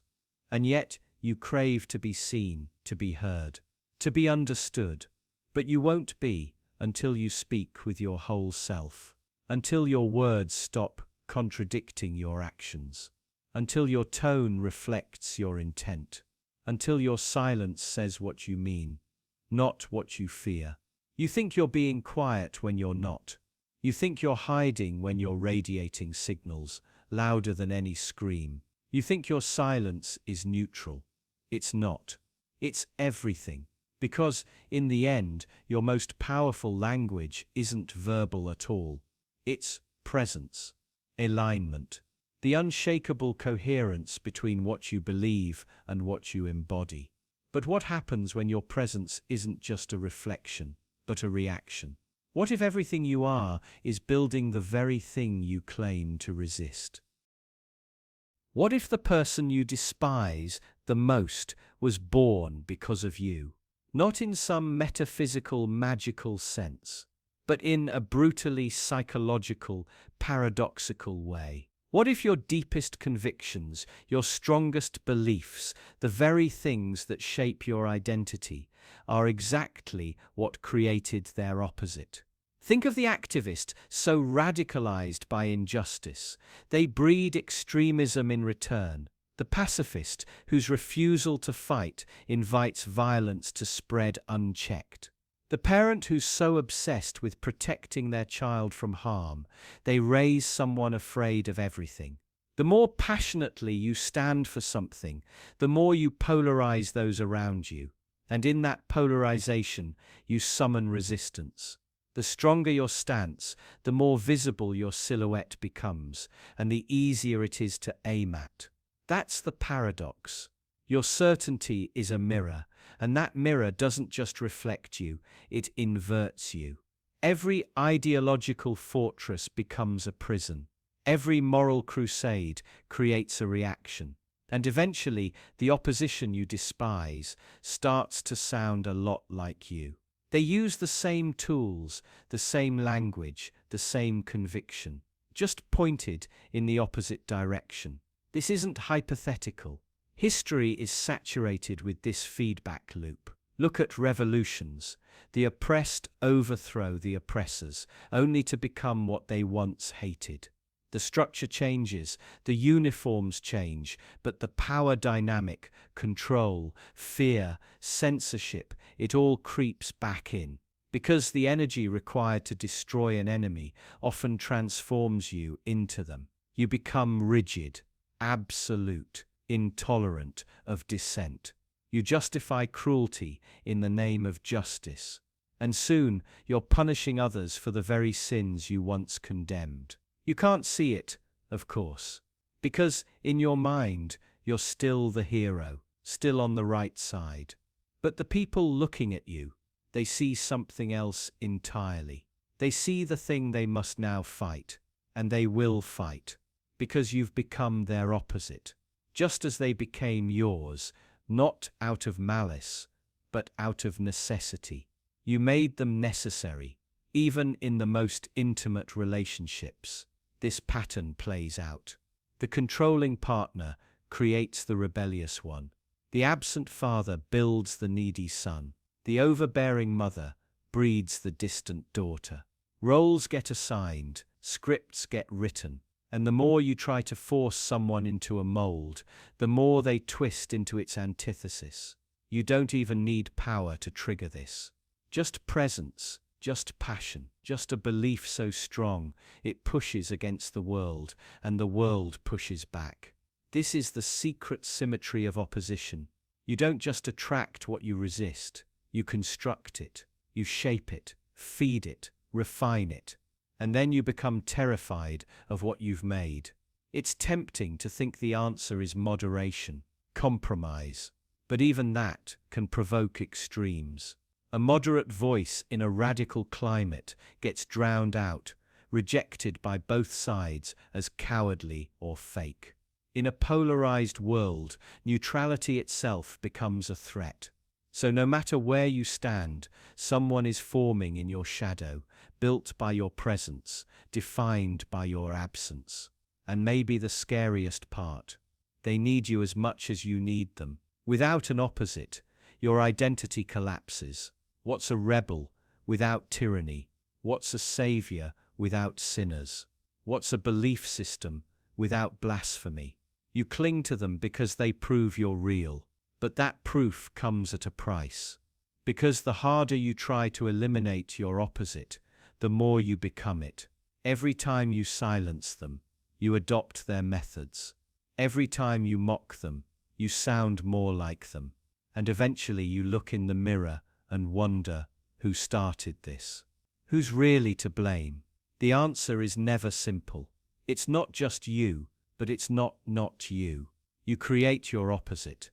And if you're not careful, you'll become the very thing you set out to destroy. But what if you could step out of this loop? What if you didn't need an opposite to feel whole? What if you could live in a world where your identity isn't built through conflict? Maybe then you'd realize you were never just one version of yourself. And maybe, just maybe, that's because you've lived 1,000 lives already. You've lived 1,000 lives and you don't even know it. Not metaphorically, literally, not in some mystical reincarnation or science fiction scenario, but right now, right here, in this moment. Because every decision you don't make spawns a new version of you. There's a version of you that said yes instead of no, that stayed instead of leaving, that picked up the phone or didn't, that chased the dream or buried it. And each one of these versions, each fork in the path is alive in your mind, existing not as fantasies, but as living alternatives. and the weight of them follows you everywhere. You feel it when you're indecisive, paralyzed by choice. Because every option isn't just a possibility, it's a self, a potential you. And rejecting one isn't just closing a door, it's killing a version of yourself. Every decision is a quiet funeral. Every choice is an execution of all the other lives you could have lived. But here's where it twists. The you that exists right now is no more real than any of the versions you've buried. The only thing making this life seem concrete is your attention, your focus, your choice to look at one path instead of the others. But those other selves, they linger. In dreams, in regrets, in flashes of déjà vu that feel like memories from another life, because they are. And sometimes, late at night, you wonder, what if you're the wrong version? What if the best version of you got lost somewhere back in time? 2 decisions ago, 3 heartbreaks earlier, a single missed opportunity that splintered the timeline beyond repair. You try to dismiss the thought, but it returns. Because you remember a moment. One moment that could have changed everything. And in that memory, in that sliver of time, another life branches off. Another you is living a life you can barely imagine. One with more courage, more love, less fear. And you can't help but feel haunted by that ghost. But that ghost is you. And the deeper you go, the stranger it gets. Because if every possibility spawns a self, then the lives you haven't lived yet are already echoing backward into the one you think you're living now. The future you, the one who makes a different choice tomorrow, is already shaping the regret you feel today. Time stops being linear. It wraps around you like a mirror, reflecting itself, folding your sense of identity into a hall of infinite selves. You think you're just one person making choices. But what if you're just a passenger? A fragment drifting between outcomes, surfing the wave of consciousness that splinters and reforms with every second. What if identity isn't singular at all, but fractal? You are a house of mirrors, a mind filled with versions of yourself you'll never meet. Some you've already mourned, some you haven't even dreamed yet. And the you that's thinking this, you're just one of them. One mask in the masquerade, one whisper in a sea of voices that sound just like yours. This is the paradox of being human. You feel singular, but you're anything but. You carry the entire multiverse of your own potential inside your skull. You live with ghosts of futures that never happened, haunted by the versions of yourself that might have been, could still be, or maybe already are.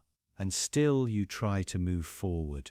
You convince yourself that the past is fixed and the future unwritten. But deep down, you feel the tension, the knowledge that every step you take is carving a path while simultaneously erasing another.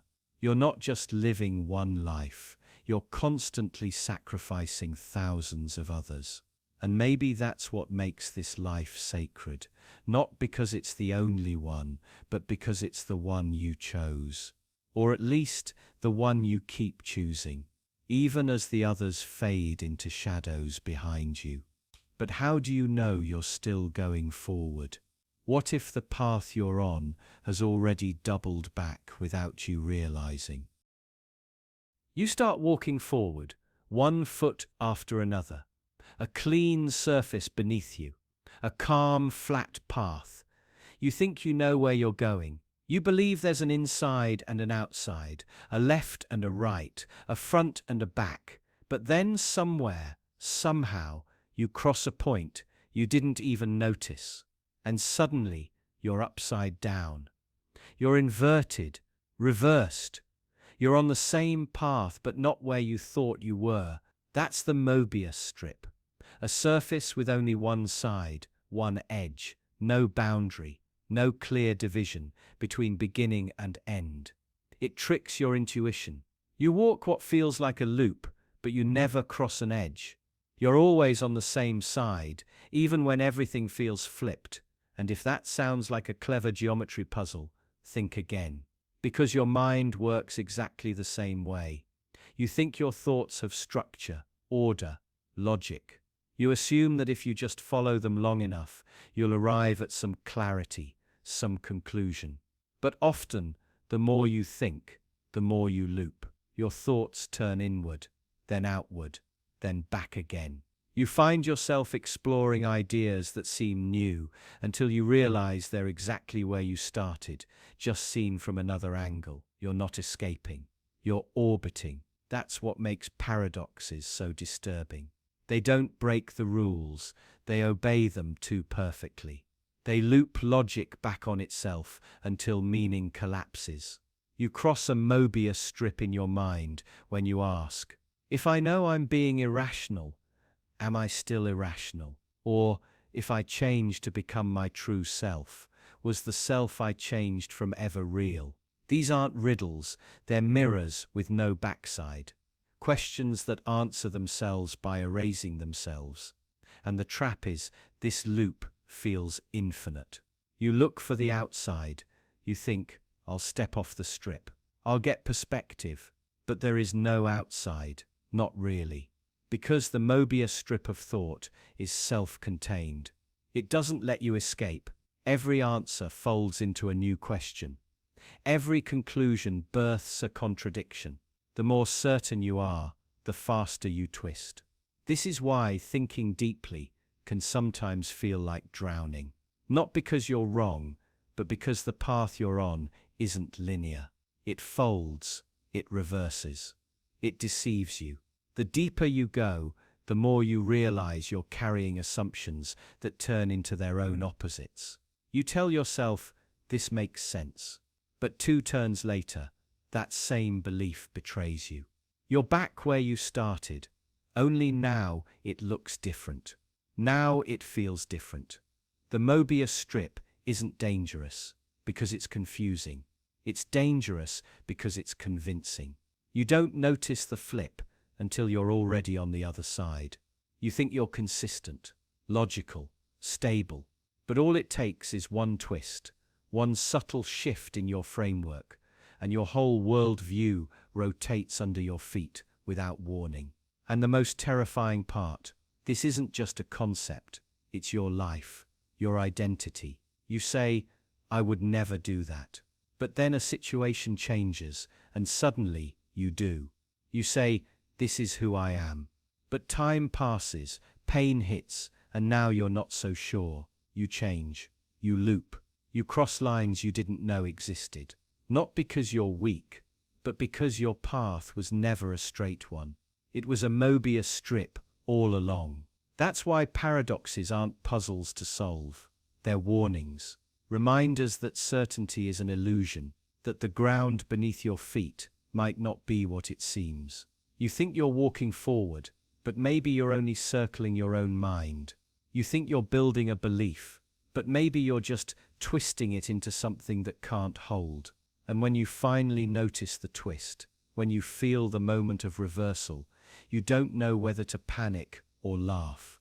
Because suddenly you see that logic, reason, identity, all of it can flip without leaving the path. You've been the same person the whole time, and yet you've changed completely.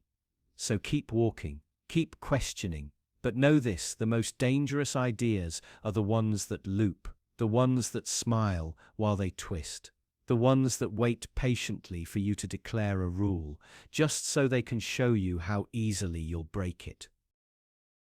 You tell yourself you're principled, that there's a line you don't cross, a rule you live by. Maybe it's about honesty, loyalty, discipline. Maybe you swore you'd never become like them, your parents, your ex, the boss you hated. You set the rule, you wrote it in your own blood.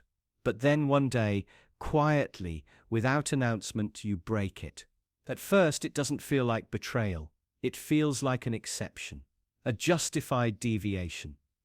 I didn't have a choice, just this once. But that's the paradox, isn't it? The moment a rule has an exception, it stops being a rule. It becomes a preference, a hope, a mask you wear when it's convenient. The worst part, no one else even notices. No judge appears to condemn you. No alarms blare, the world continues as if nothing happened. Only you know, only you hear that quiet cracking sound, the splintering of your own foundation. You break your own rule, and suddenly everything else feels negotiable. The edge becomes slippery. What once felt like a wall now feels like fog, vague, pliable, soft around the edges. You begin to rationalize, to soften the blow. I'm only human. It was necessary, and maybe it was. But you still broke something, something sacred. And now you can't unbreak it. Have you ever caught yourself justifying something you once swore you'd never do? Have you ever listened to the words coming out of your mouth and realized you're echoing someone you promised never to become? That's when the paradox takes root. You become both the victim and the violator. You break the rule and suffer the cost. But you also watch yourself do it, detached, like you're observing a stranger trying on your skin. Because rules don't just control behavior. They define identity. The rules you set for yourself say something about who you think you are. I'm the kind of person who never lies. I'd never cheat.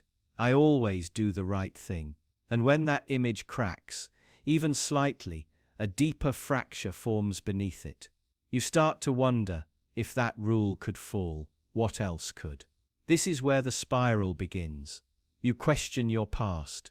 Was it ever truly you? Or were you performing morality, wearing conviction like armor? Maybe you were never honest, just never tempted. Maybe you were never strong, just never tested. And then comes the shame. Quiet, corrosive, unrelenting. Not because anyone else sees what you did, but because you do. You look in the mirror and see a stranger smirking back. You remember how certain you were that you'd never go there, never cross that line, but you did. And it wasn't a dramatic fall, it was a stumble, barely noticeable. But it changed everything. Now you live with it, carry it. Not always consciously, but always somewhere deep. It reshapes how you see others, how you judge. You become less quick to condemn, because now you know what it feels like to fall short. That should bring humility, but often it just brings fear. Because if one rule can break, so can another, and another, until there's nothing left but memory of who you were before you crossed that first line. You start to doubt whether you ever had rules, or if you just had boundaries built on convenience and untested circumstance. But here's the real twist. The deeper paradox sometimes, breaking your rule teaches you something your rule never could. It forces confrontation. It kills the fantasy of your own moral invincibility. It makes you real, flawed, human. It burns the illusion that you are always in control, always consistent, always right. And in the ashes, maybe, just maybe, you find something stronger than the rule you broke. Understanding, not forgiveness, not absolution, but clarity. The kind that doesn't come from being perfect, but from being cracked open. Because there's a moment after the rule breaks, when everything is silent, and if you listen closely, you'll hear something you've never heard before.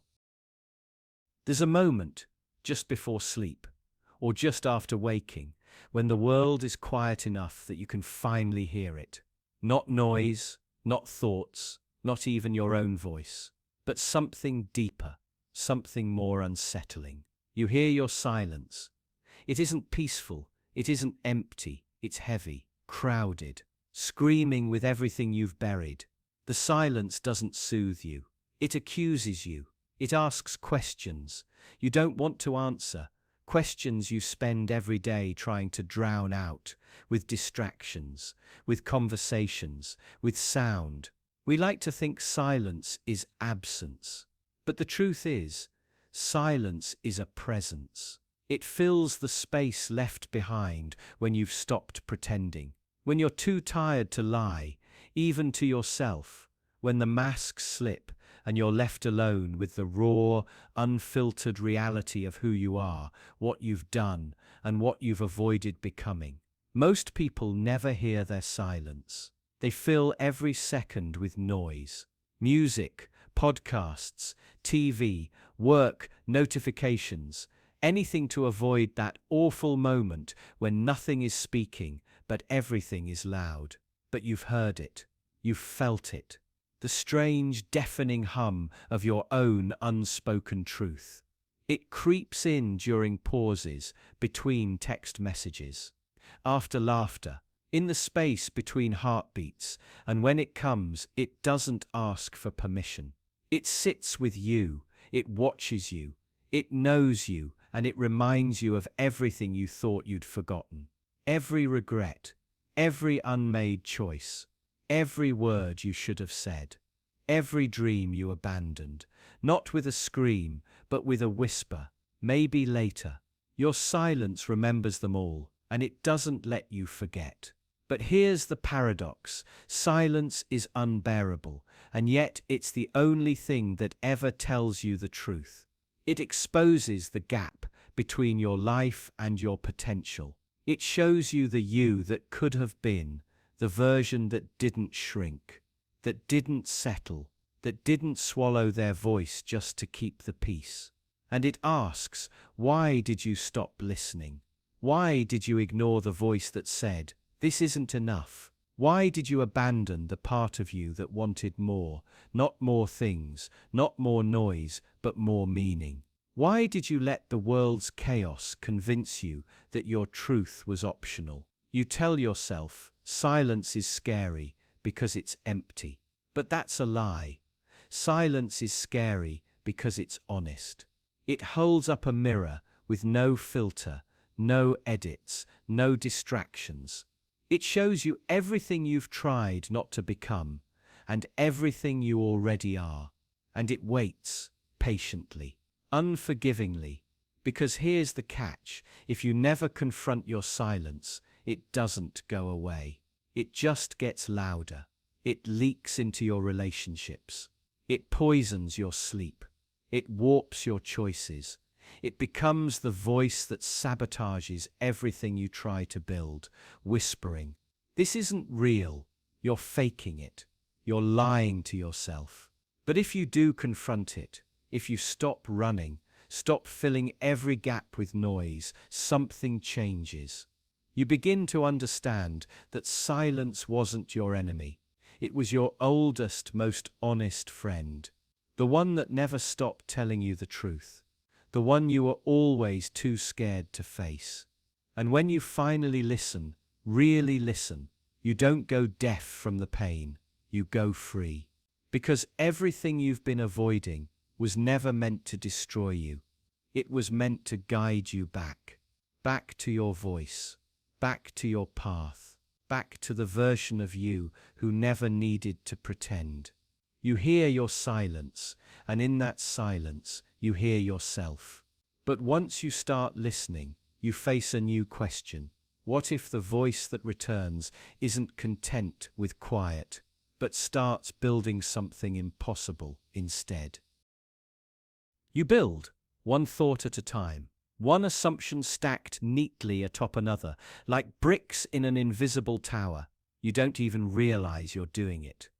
Every belief, every opinion, every label, another layer, another flaw. You build because building makes the chaos feel ordered, predictable, safe. At first it's simple. Up is up, down is down. Cause leads to effect. The world is solid, logical, knowable. Your tower feels sturdy, unshakable. But then the questions start, not loud, just whispers at first. What if up isn't always up? What if cause and effect sometimes trade places? What if the whole structure is built on contradictions, pretending to be truths? You try not to hear them. You double down instead. Reinforce the walls. Add more flaws, more certainty, more scaffolding. Because acknowledging the cracks feels like courting collapse. Like if you admit one contradiction, the whole tower will fall, but it doesn't. Not yet. Instead, it bends, warps, grows strange. You find yourself believing two things at once: free will and determinism, that the self is real and not real, that something can come from nothing, and yet nothing can never truly exist. You see the absurdity, but instead of resolving it, you build around it. Create hallways of logic that loop back on themselves, spiral staircases of explanation that never reach the ground. You build endless towers because you think answers lie higher up, that if you climb far enough, you'll see everything clearly. But with every floor you ascend, the view grows more distorted. The horizon curves. The rules dissolve. You realize that reality doesn't reward height, it punishes it. The higher you go, the less sense things make. You want to climb down, but the ground is gone. So you convince yourself this is normal, that all thinkers, all seekers, end up lost in paradoxes. Schrödinger's cat is both alive and dead. Achilles never catches the tortoise. The ship of Theseus sails forever, shedding identity with every replaced plank. These are not bugs in the system. They're the system revealing its true face. And still, you build. Because it's not about answers anymore. It's about avoiding the abyss. The void that opens when you admit that understanding may be impossible. That some things break your mind, not because they're wrong, but because your mind was never built to hold them. So you decorate your tower, fill it with quotes and theories, philosophers stacked like furniture, proofs hung on the walls like paintings. You call it knowledge, but deep down, it's insulation, padding against the cold recognition that some truths are fundamentally incompatible with sanity. Why do you keep building? Because the alternative is worse. To stop, to stare into the contradictions without flinching, to accept that logic has limits, that meaning might be an illusion, that the rules you rely on are human inventions, not universal laws. You build endless towers because you can't accept the groundlessness of it all. But maybe you don't need to. Maybe the towers were never meant to be climbed. Maybe they're reflections.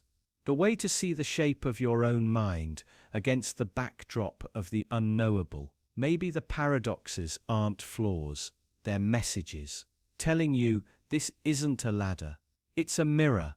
But what if, just once, you stopped building?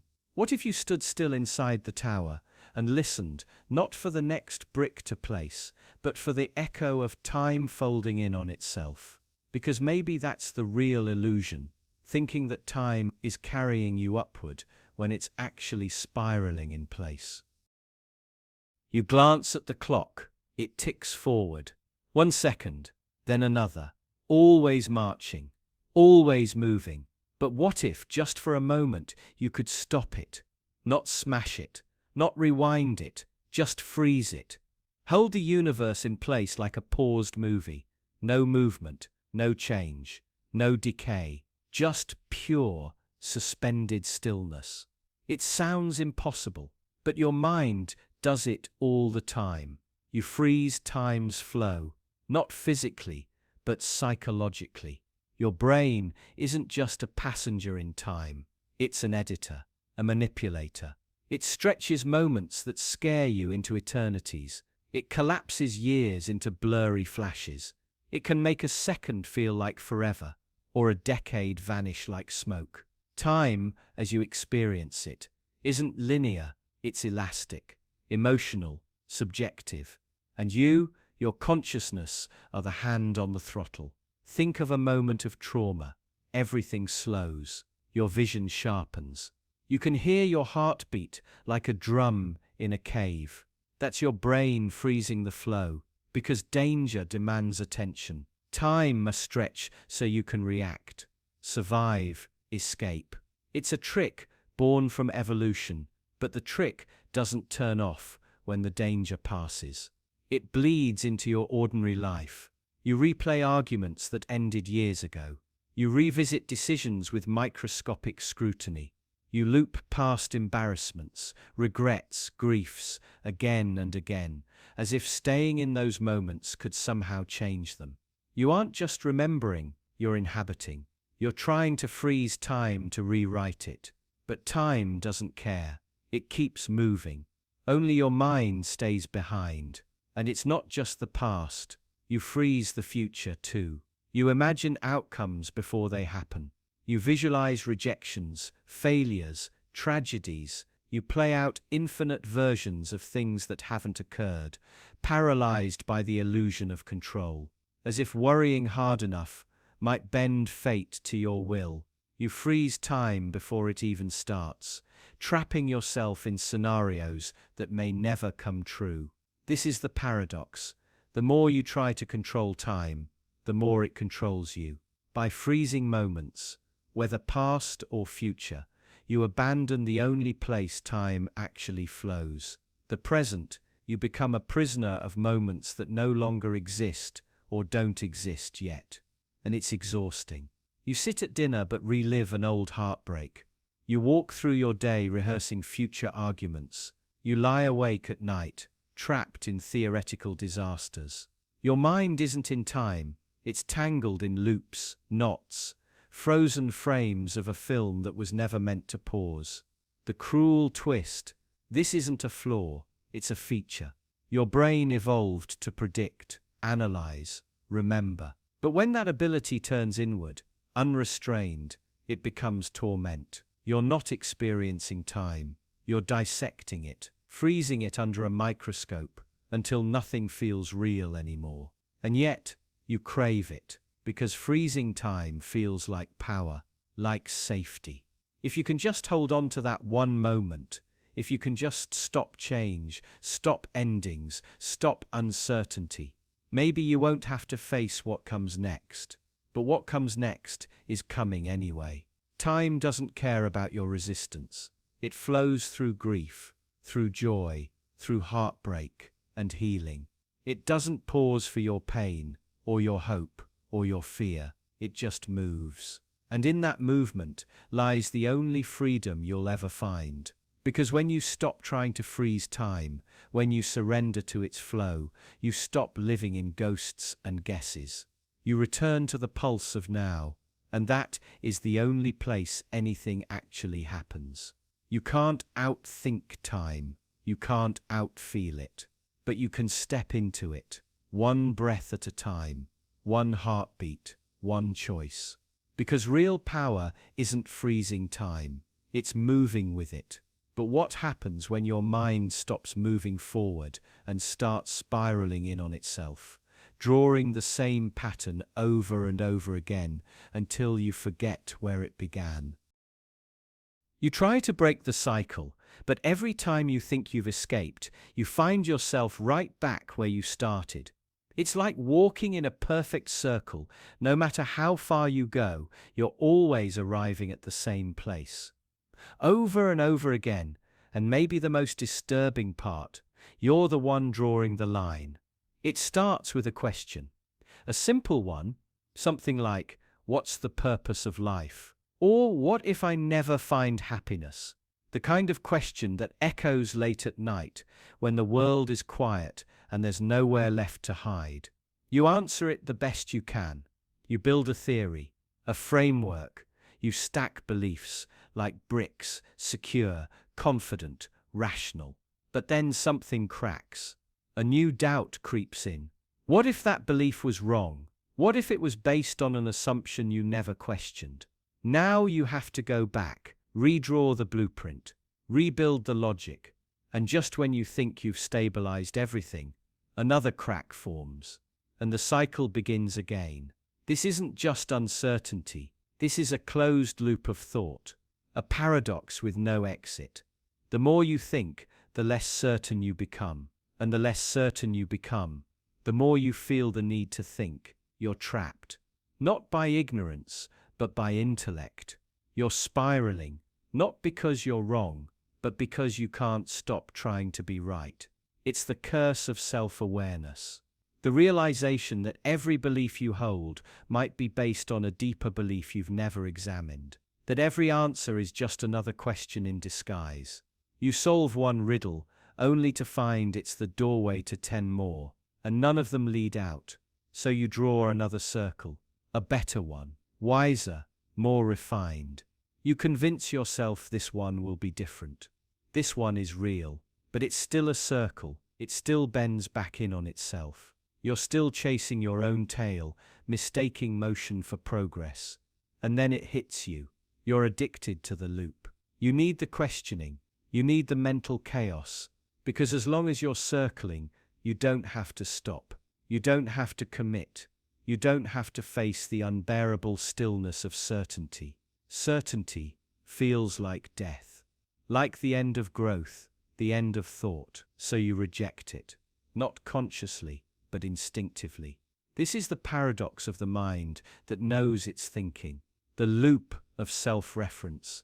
The snake eating its own tail. Every answer becomes the next problem. Every solution is temporary. Every belief, once held too tightly, begins to suffocate the very freedom it promised. And so you keep redrawing. You call it evolving, learning, growing, and maybe it is. But maybe it's also hiding. A clever form of avoidance wrapped in intellectual sophistication. Because the truth you fear the most isn't that there are no answers. It's that there are too many. And none of them stay true for long. So where does it end? That's the cruelest twist. It doesn't. The circle isn't something you walk. It's something you are. It's etched into the structure of your thoughts. Built into the scaffolding of your consciousness. It feels like freedom, but it's really just a polished cage. You crave closure, finality, a last thought that silences all the others. But the mind can't stand silence. It fills the void with more thinking, more questions, more spirals. And every attempt to escape only tightens the loop. The harder you try to explain it, the more entangled you become in the very web you're trying to escape. You can't outthink the loop, because the loop is your thinking. You can't reason your way out, because reason is the loop. And just when you think you've figured it all out, that you've finally closed the loop with clarity, you realize all you've done is drawn a tighter circle. But what if the next thing you do doesn't change the outcome at all? What if no matter what you add, the sum is always the same? Picture this. You've been given a single task, add 0 to everything you encounter. Sounds harmless, doesn't it? 0 is nothing, empty, a void. It should have no effect, but the moment you start doing it, something strange happens, not to the numbers, but to you. At first it's literal. You add 0 to 1, and you get 1. Add 0 to 100, still 100. The identity property, they call it. 0 changes nothing. But here's where it starts to twist. What happens when you begin adding 0, not to numbers, but to meaning?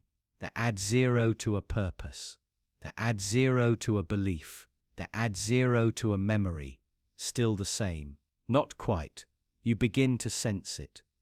The creep of nothingness beneath the surface. Because 0 doesn't just do nothing. It reminds you of nothing. It becomes a ghost in the machine. An absence whispering through every presence. A shadow lingering behind every thought. You look at a beautiful painting. You add 0. It's still beautiful, isn't it? But then the thought arises, does it mean anything?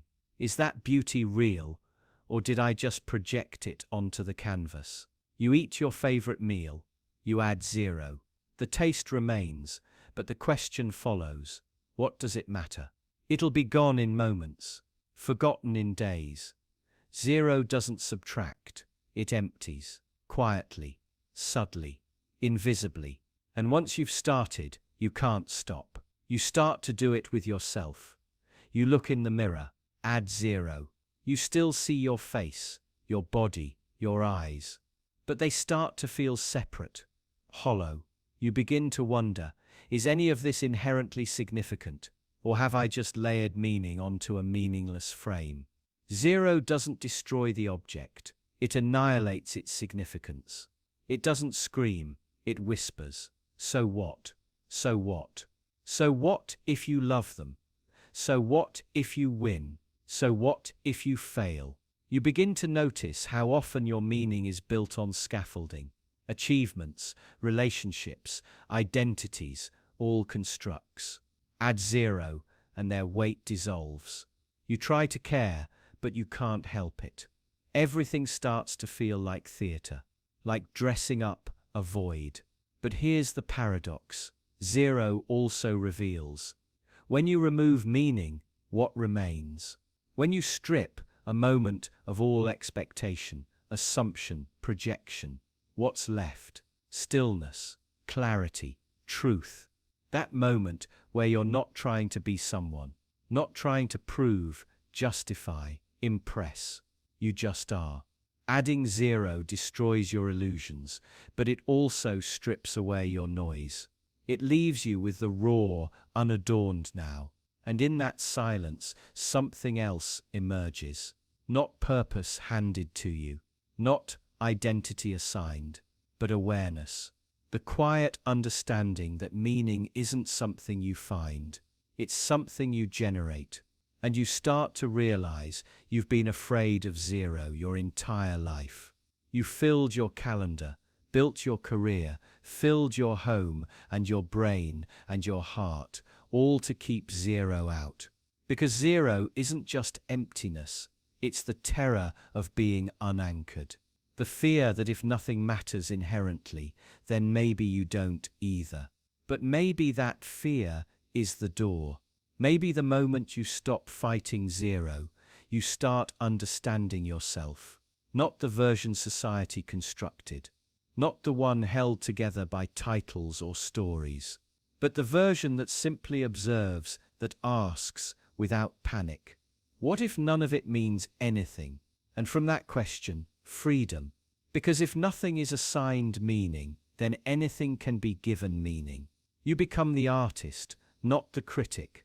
You stop chasing certainty and start building from curiosity.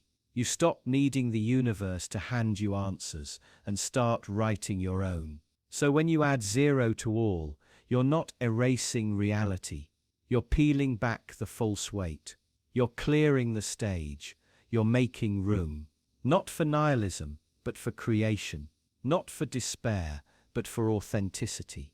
But there's something else zero does. Something far more dangerous. It doesn't just confront your world, it dissolves yourself. And the moment that happens, you don't just watch the collapse, you experience it. You lose everything you thought you were, and in the rubble, you find something unexpected. You think you know who you are?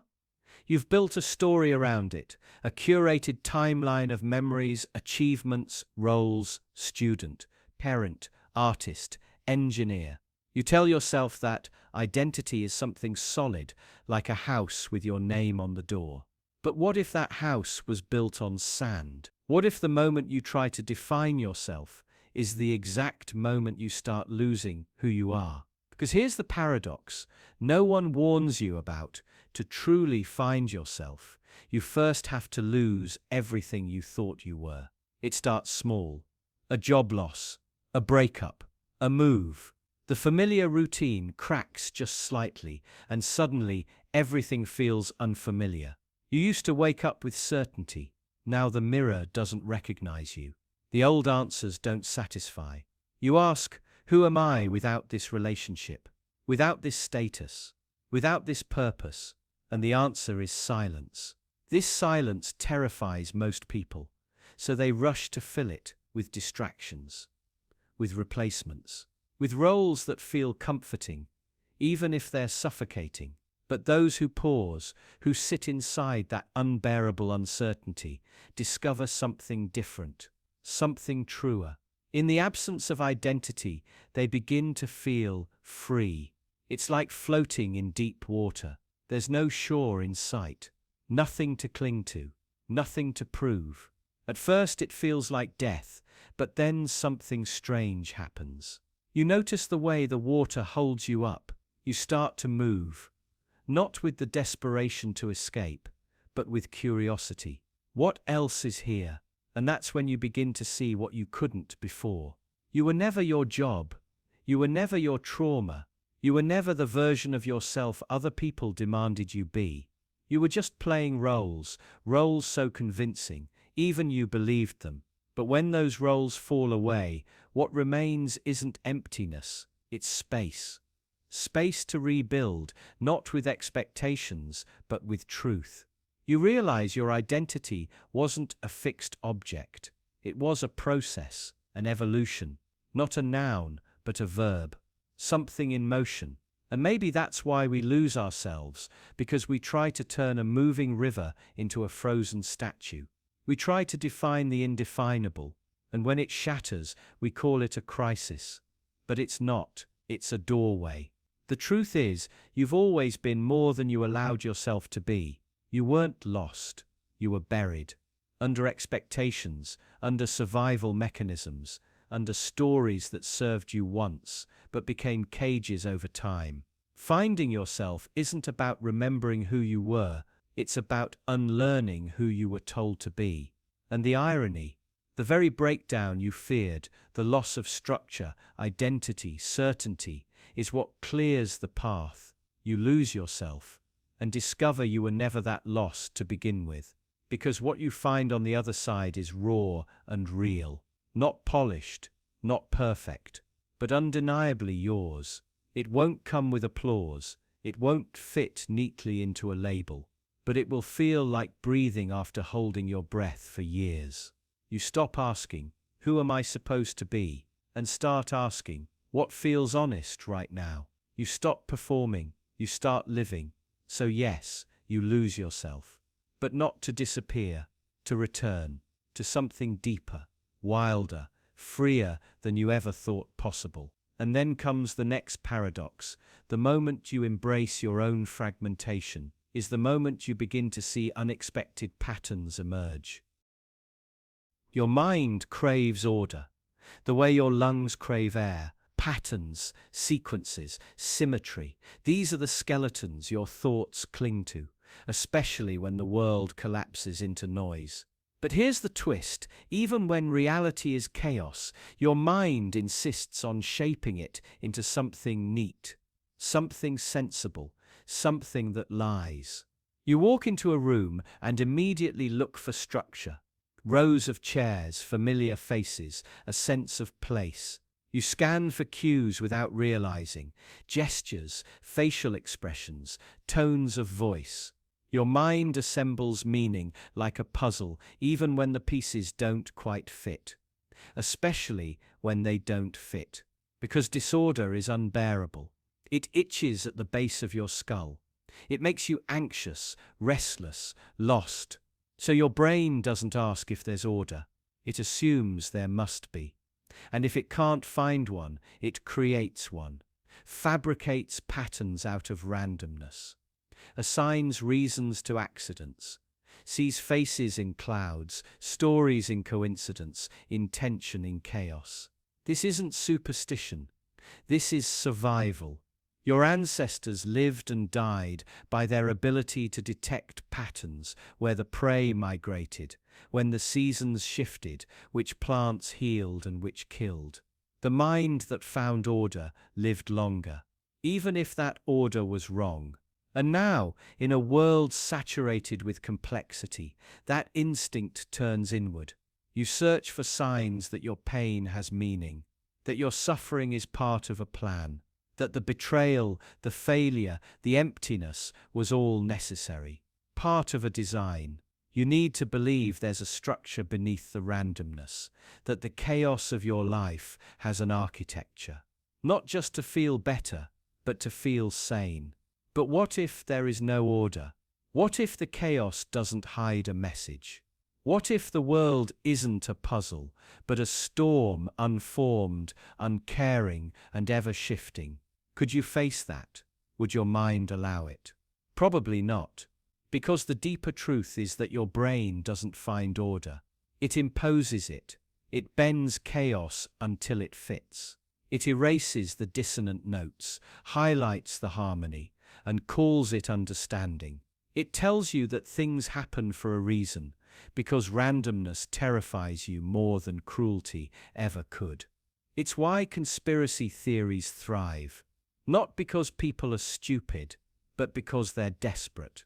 A malevolent order is easier to stomach than no order at all. If someone's pulling the strings, then the chaos is explainable, predictable, controllable.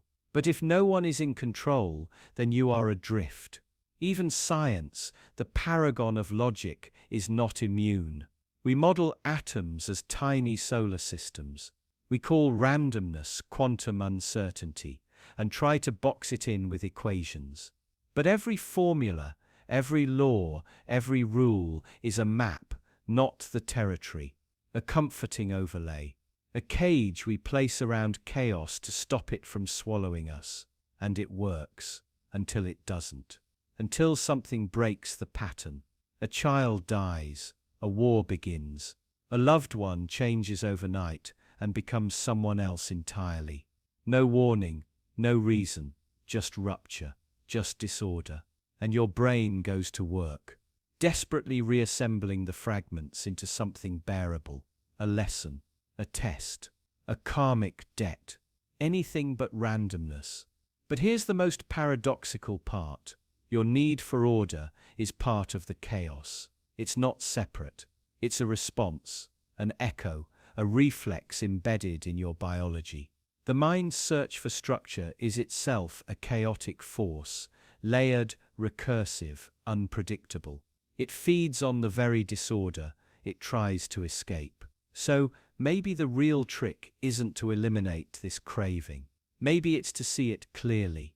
To know when the patterns you found are real, and when they're just shadows stitched together by fear. Because if you can do that, if you can sit with the uncertainty, if you can recognize when you're painting order onto noise, then you haven't escaped the paradox. But you've illuminated it, and sometimes that's enough. Sometimes clarity isn't found in the order, but in the moment you realize the order was never really there to begin with. But what if the next paradox is even stranger? What if every step you take redefines where you've been? You take a step forward, just one. Harmless, intentional. Your foot meets the floor. The moment passes and the world continues. Then another step, slightly different, slightly to the side. No big deal, right? But what if I told you that these tiny shifts here, then there, aren't just physical movements? They're cracks. Cracks in logic, in time, in how you think reality works. Each step feels like freedom, a choice, your choice. But what if that step, this one here, makes the next one inevitable? What if every new direction is just the only path that could have happened based on the last one? You stepped here, then there. But what if you never could have done it any other way? Now freeze. Imagine someone tracking your every movement, not just where you go, but how you choose. Every hesitation, every glance, every preference. From the cereal you eat to the person you love, a pattern starts to emerge. A rhythm. You realize that you are predictable in ways you never wanted to admit, and then it hits you. Was your step ever really yours? That's the paradox. Free will versus determinism. If you can explain every choice as a product of your past, your upbringing, your biology, your memories, then where does choice actually begin? If you stepped here because of your mood, your thoughts, your history, was it ever a choice, or just cause and effect, dressed up in confidence? You try to break free, to prove yourself wrong. You decide to do something random, something totally unmotivated. You raise your left hand instead of your right. You say a word you've never used before. But even then, ask yourself, Why did you pick that thing? Why that word, that hand, that moment? The very act of trying to be random is just another predictable response to the desire to be unpredictable. Step here, then there. Always reacting, always following something. Here's where it gets worse. Imagine you had to retrace your steps in reverse. Could you? Not just the physical path, but every mental justification. Could you map your steps backward from now to the beginning and say with certainty where you were in all of it? Or would you find that you was just the illusion that followed those steps, not the one who led them? You step into a room, you see a fork in the path. You think you're choosing between A and B, but you forget that you were already walking a path before the fork even appeared. You didn't arrive neutral. You arrived loaded with preferences, fears, habits, biases. The choice you think you're making now was born 100 steps ago. This is how the illusion persists. The step you take now feels real, but it's just the tip of a mental iceberg that started long before you noticed it. Now imagine a different scenario. You watch yourself from above, like a character in a game. You step left, then right, then back again. To an observer, you appear to be wandering freely, but behind the curtain, every move is governed by code, inputs, patterns, decision trees. The illusion of freedom inside a system of strict logic. But what if that's you? You step here, then there, convinced you're navigating your world. But the system, the world itself, is reading you like a script. You feel spontaneous, but spontaneity itself may just be an illusion that arises from complexity. An unpredictable pattern is not the same as a free one. Here's the part that rattles you most. You remember making decisions. You remember feeling the fork, the weight of choice. But memory is fragile. Your brain is built to make stories from chaos, meaning from noise. So when the pattern unfolds, it rewrites the past to make it feel like you authored it. You didn't. The story of your steps is written after the movement happens. You step, then narrate. You act, then justify. Your brain reverse engineers a reason so fast, you believe it came first. But it didn't. That's the trick. That's the trap. You step here, then there, and you think you're dancing. But the rhythm owns you. And yet, even now, some part of you resists. Some desperate corner of your mind insists that you could have stepped differently. That maybe next time you will. But what if even that thought, this flicker of rebellion, is just another echo of the system that shaped you? Because the next step you take won't be free. It will be strange. It will be determined randomness. There's a moment, brief, almost invisible, when you flip a coin. It spins in the air, flashing heads, tails, heads, tails. You wait, breath caught, as gravity does the rest, and in that second, everything feels honest, clean, fair, random. But then comes the question, was it ever really random? Here's where it gets slippery. Because if you knew the exact force of your thumb, the angle, the air resistance, the torque, the landing surface, you could predict the outcome perfectly. No luck involved, no mystery, just physics. Which means the coin toss isn't random. It only feels random because you don't know enough. But if everything is determined, if every outcome is baked into the starting conditions, then what happens to choice? What happens to free will? This is where you live, in the illusion of chosen randomness. You believe you choose. You believe you're free. But the truth is murkier. You are a machine made of flesh, running code you didn't write. Genes, neurons, past traumas, hidden incentives, all quietly steering your decisions. You feel in control. But are you? Every time you decide between coffee or tea, between staying or leaving, between truth and convenience, how much of that choice is actually yours?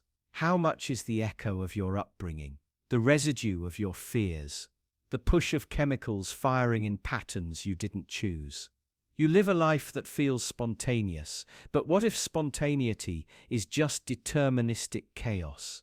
What if the you, doing the choosing, is simply reacting to patterns you can't see? And yet, you still feel the weight of decision, the pressure of consequence. That's the paradox. You must live as if you're free, even when you suspect you're not. You hold yourself accountable. You praise and punish yourself for choices you might never have truly made. It's maddening, like being trapped in a game where you believe you're the player, but you might be the pawn. Every instinct says, "This was my decision." But what if every instinct was planted by forces beyond your control? So what do you call that? When you must choose. But every choice was already shaped. When you chase freedom inside a cage designed to look infinite, you call it determined randomness. You call it life. And here's the twist: embracing that paradox doesn't destroy meaning, it sharpens it. Because when you stop clinging to the illusion of perfect freedom, you begin to see the deeper truth. That even if your path was carved before you took a step, your awareness of the path is uniquely yours. Your experience of walking it, how you interpret it, how you struggle with it, that's where you exist. That's where something like choice still breathes. You don't control the wind, but you do adjust your sail. So maybe the paradox isn't a trap. Maybe it's a mirror, a way to see that your freedom isn't absolute, but it is real. Not because you create options from nothing, but because you choose how to respond to what's given. And in that narrow, trembling space between stimulus and response, that is where you live. That is where you are. You are not the coin flip, you are the moment that watches it land. And maybe that's enough.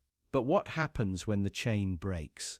When you pull the thread that unravels everything you thought was holding you together? There's a moment in every relationship, every belief, every identity, where you bind. Not just metaphorically, but mentally. You tie yourself to an idea, a person, a version of yourself that feels solid. You say, "This is who I am," and for a while that feels safe. Binding gives the illusion of clarity, of stability.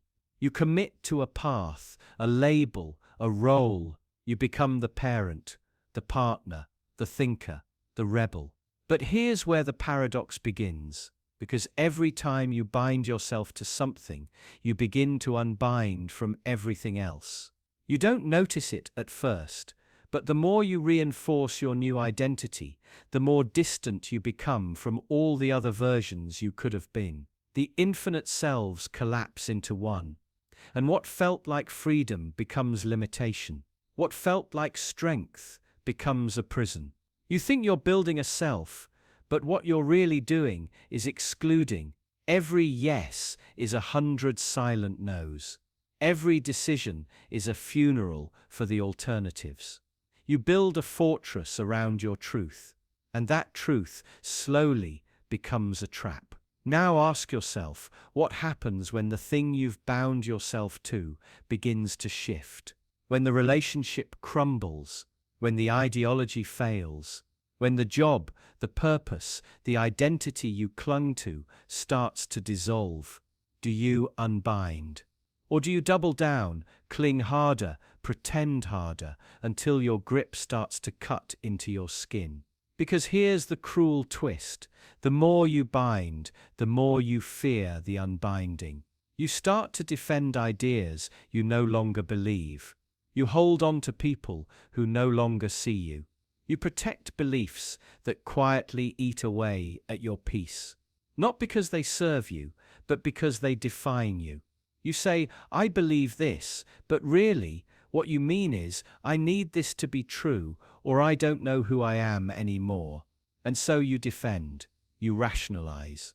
You silence the parts of you that ask dangerous questions.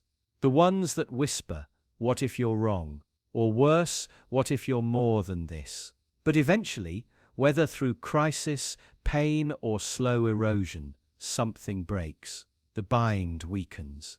You unbind, sometimes by choice, sometimes by force, and that's when everything turns inside out. The binding is terrifying. It's the free fall after the rope snaps, the silence after the dogma dies.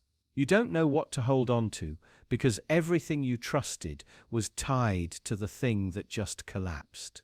You're not just letting go of an idea, you're letting go of the person you were inside it.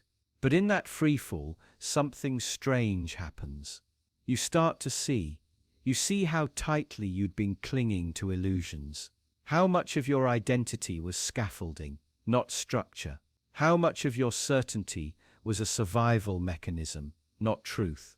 And from that unbound place, new possibilities emerge.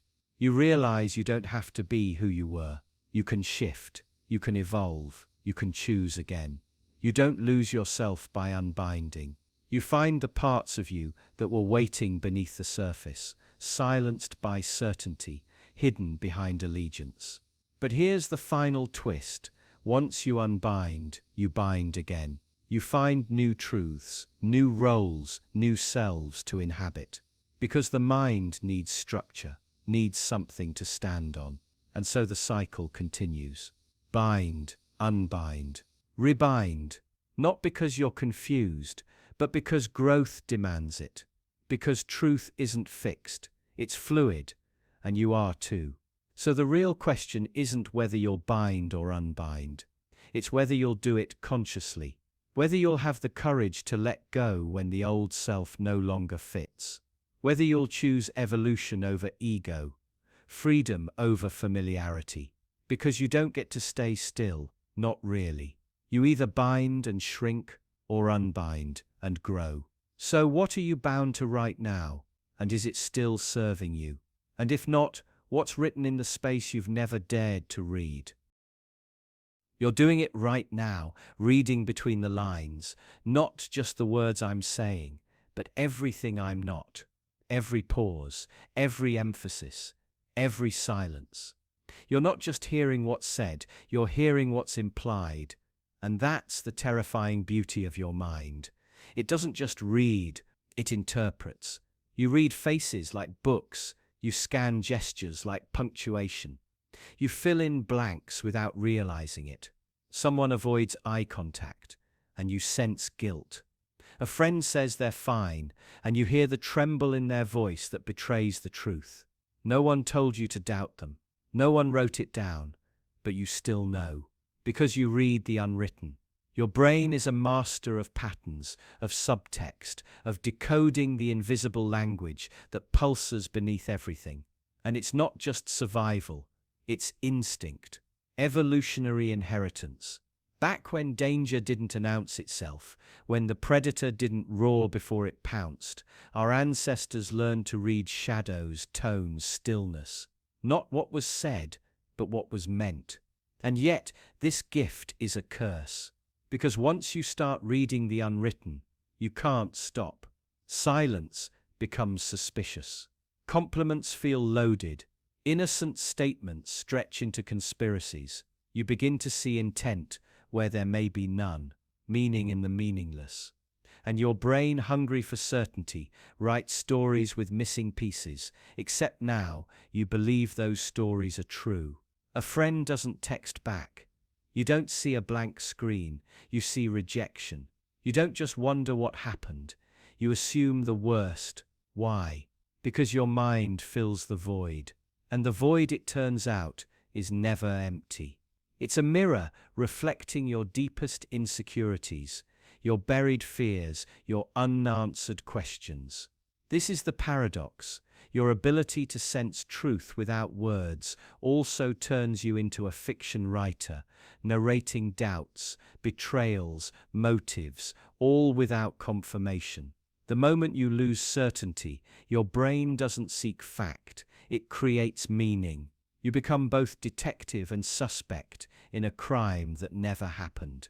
It's why relationships implode over things never said. Why one awkward glance can unravel years of trust. You assign weight to gestures. Tone becomes evidence.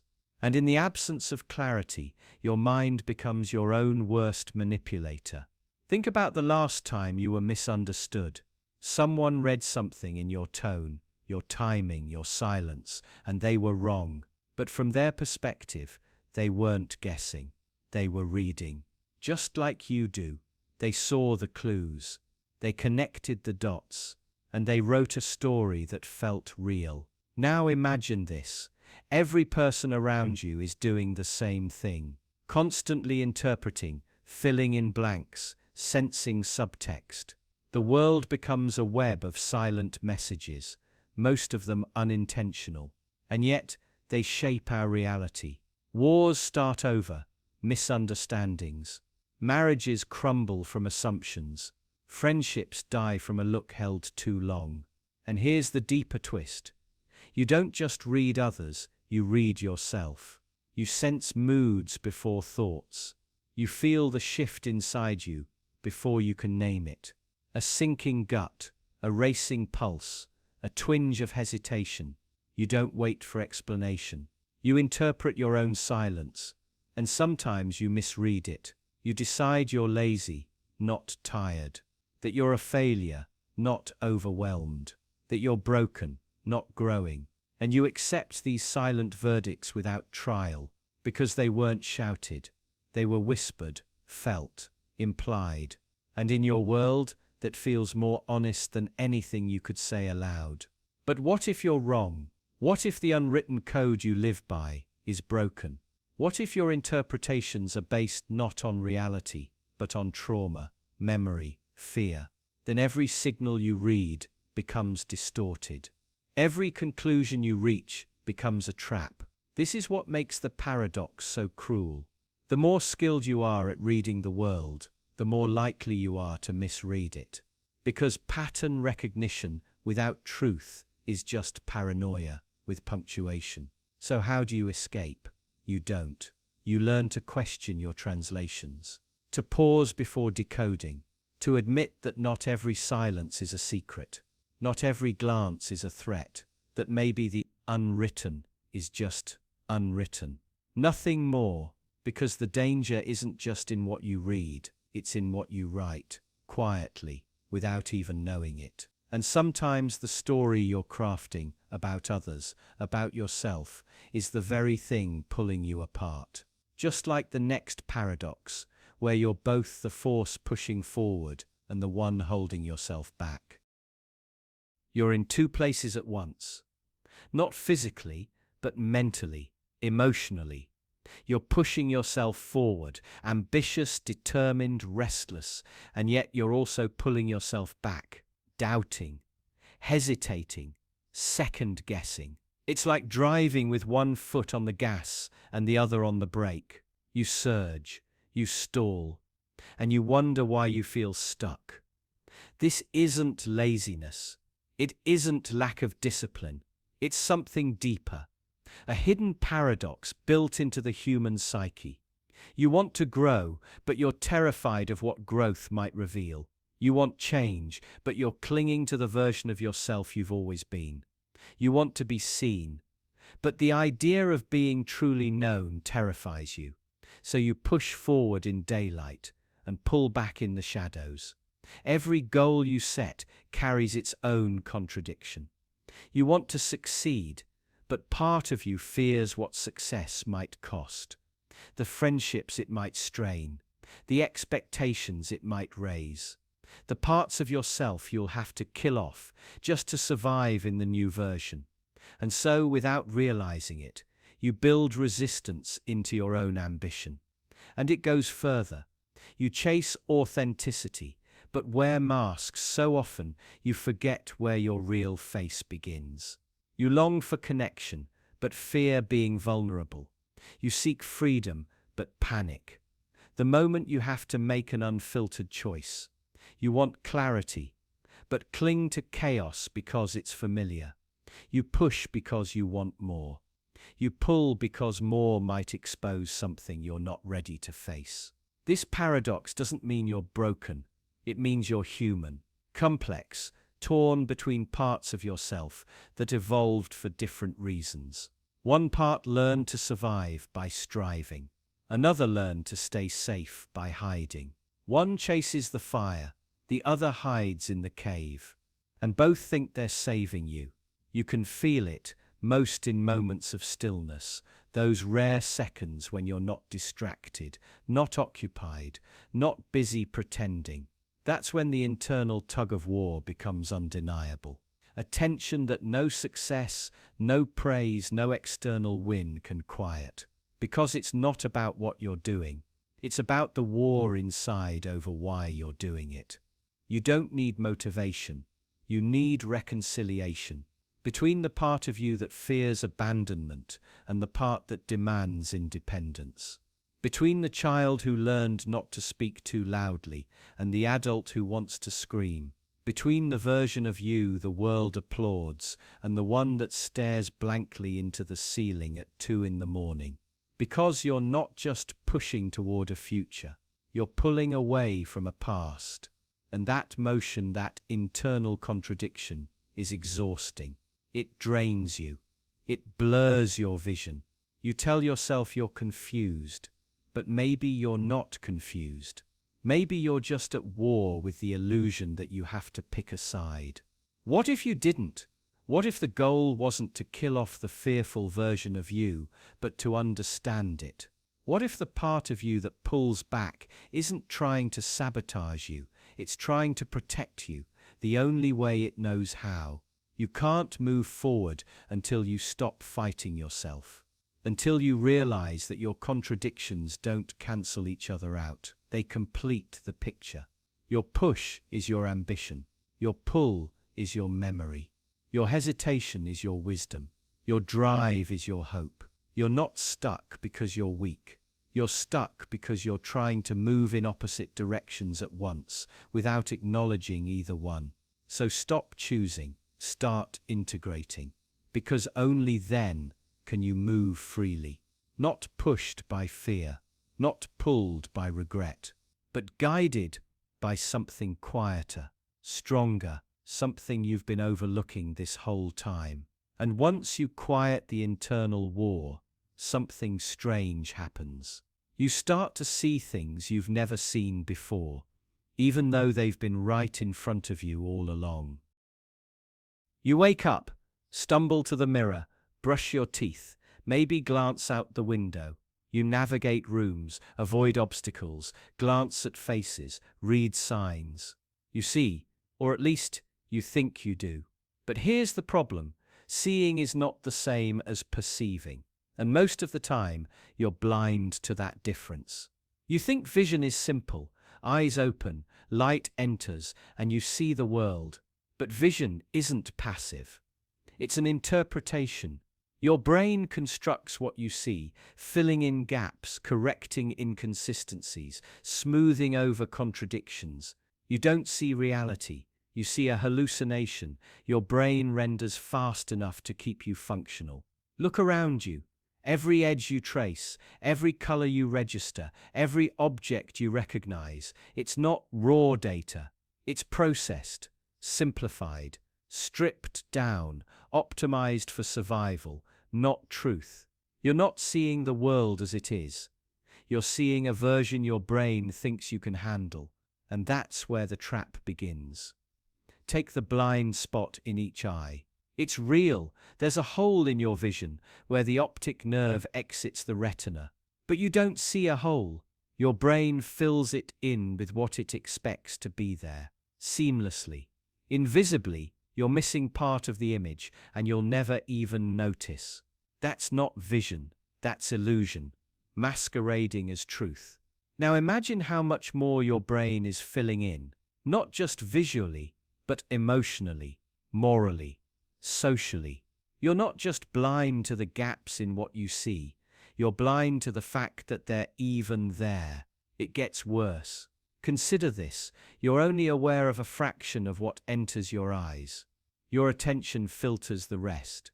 You walk past suffering, past beauty, past contradictions that should shatter your worldview.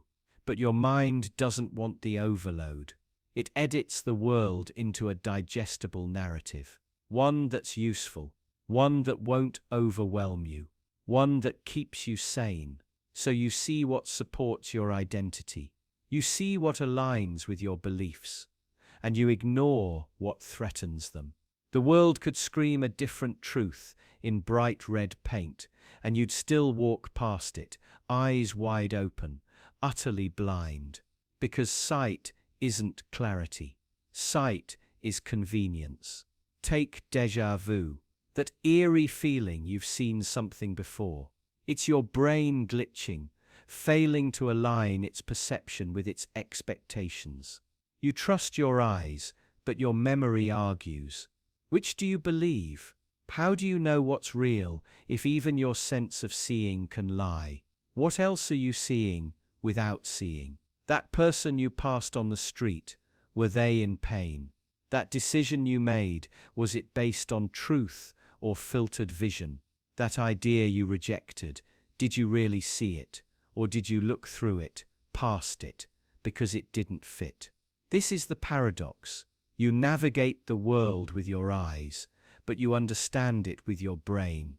And your brain is biased, fragile, lazy, even. It favors comfort over truth, patterns over anomalies. So it doesn't just fill in the blanks, it erases them. It substitutes what's missing with what's familiar. You're not perceiving reality, you're hallucinating with consensus. And yet you never question it. You trust your sight like it's a sacred truth.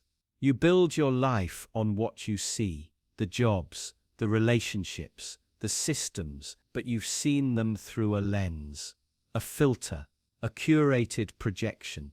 You don't know what's actually there. You only know what your mind lets through. This should terrify you, not because the world is unknowable, but because you've never really looked. And maybe that's the cruelest trick of all, that you see without seeing, that your certainty is blindness in disguise, that your open eyes are closed in all the ways that count. And perhaps that's why the next paradox cuts even deeper. You rest forever awake. You're dreaming, at least you think you are. The colors are strange, too bright. The faces blur. The rules don't make sense. You fall but never hit the ground.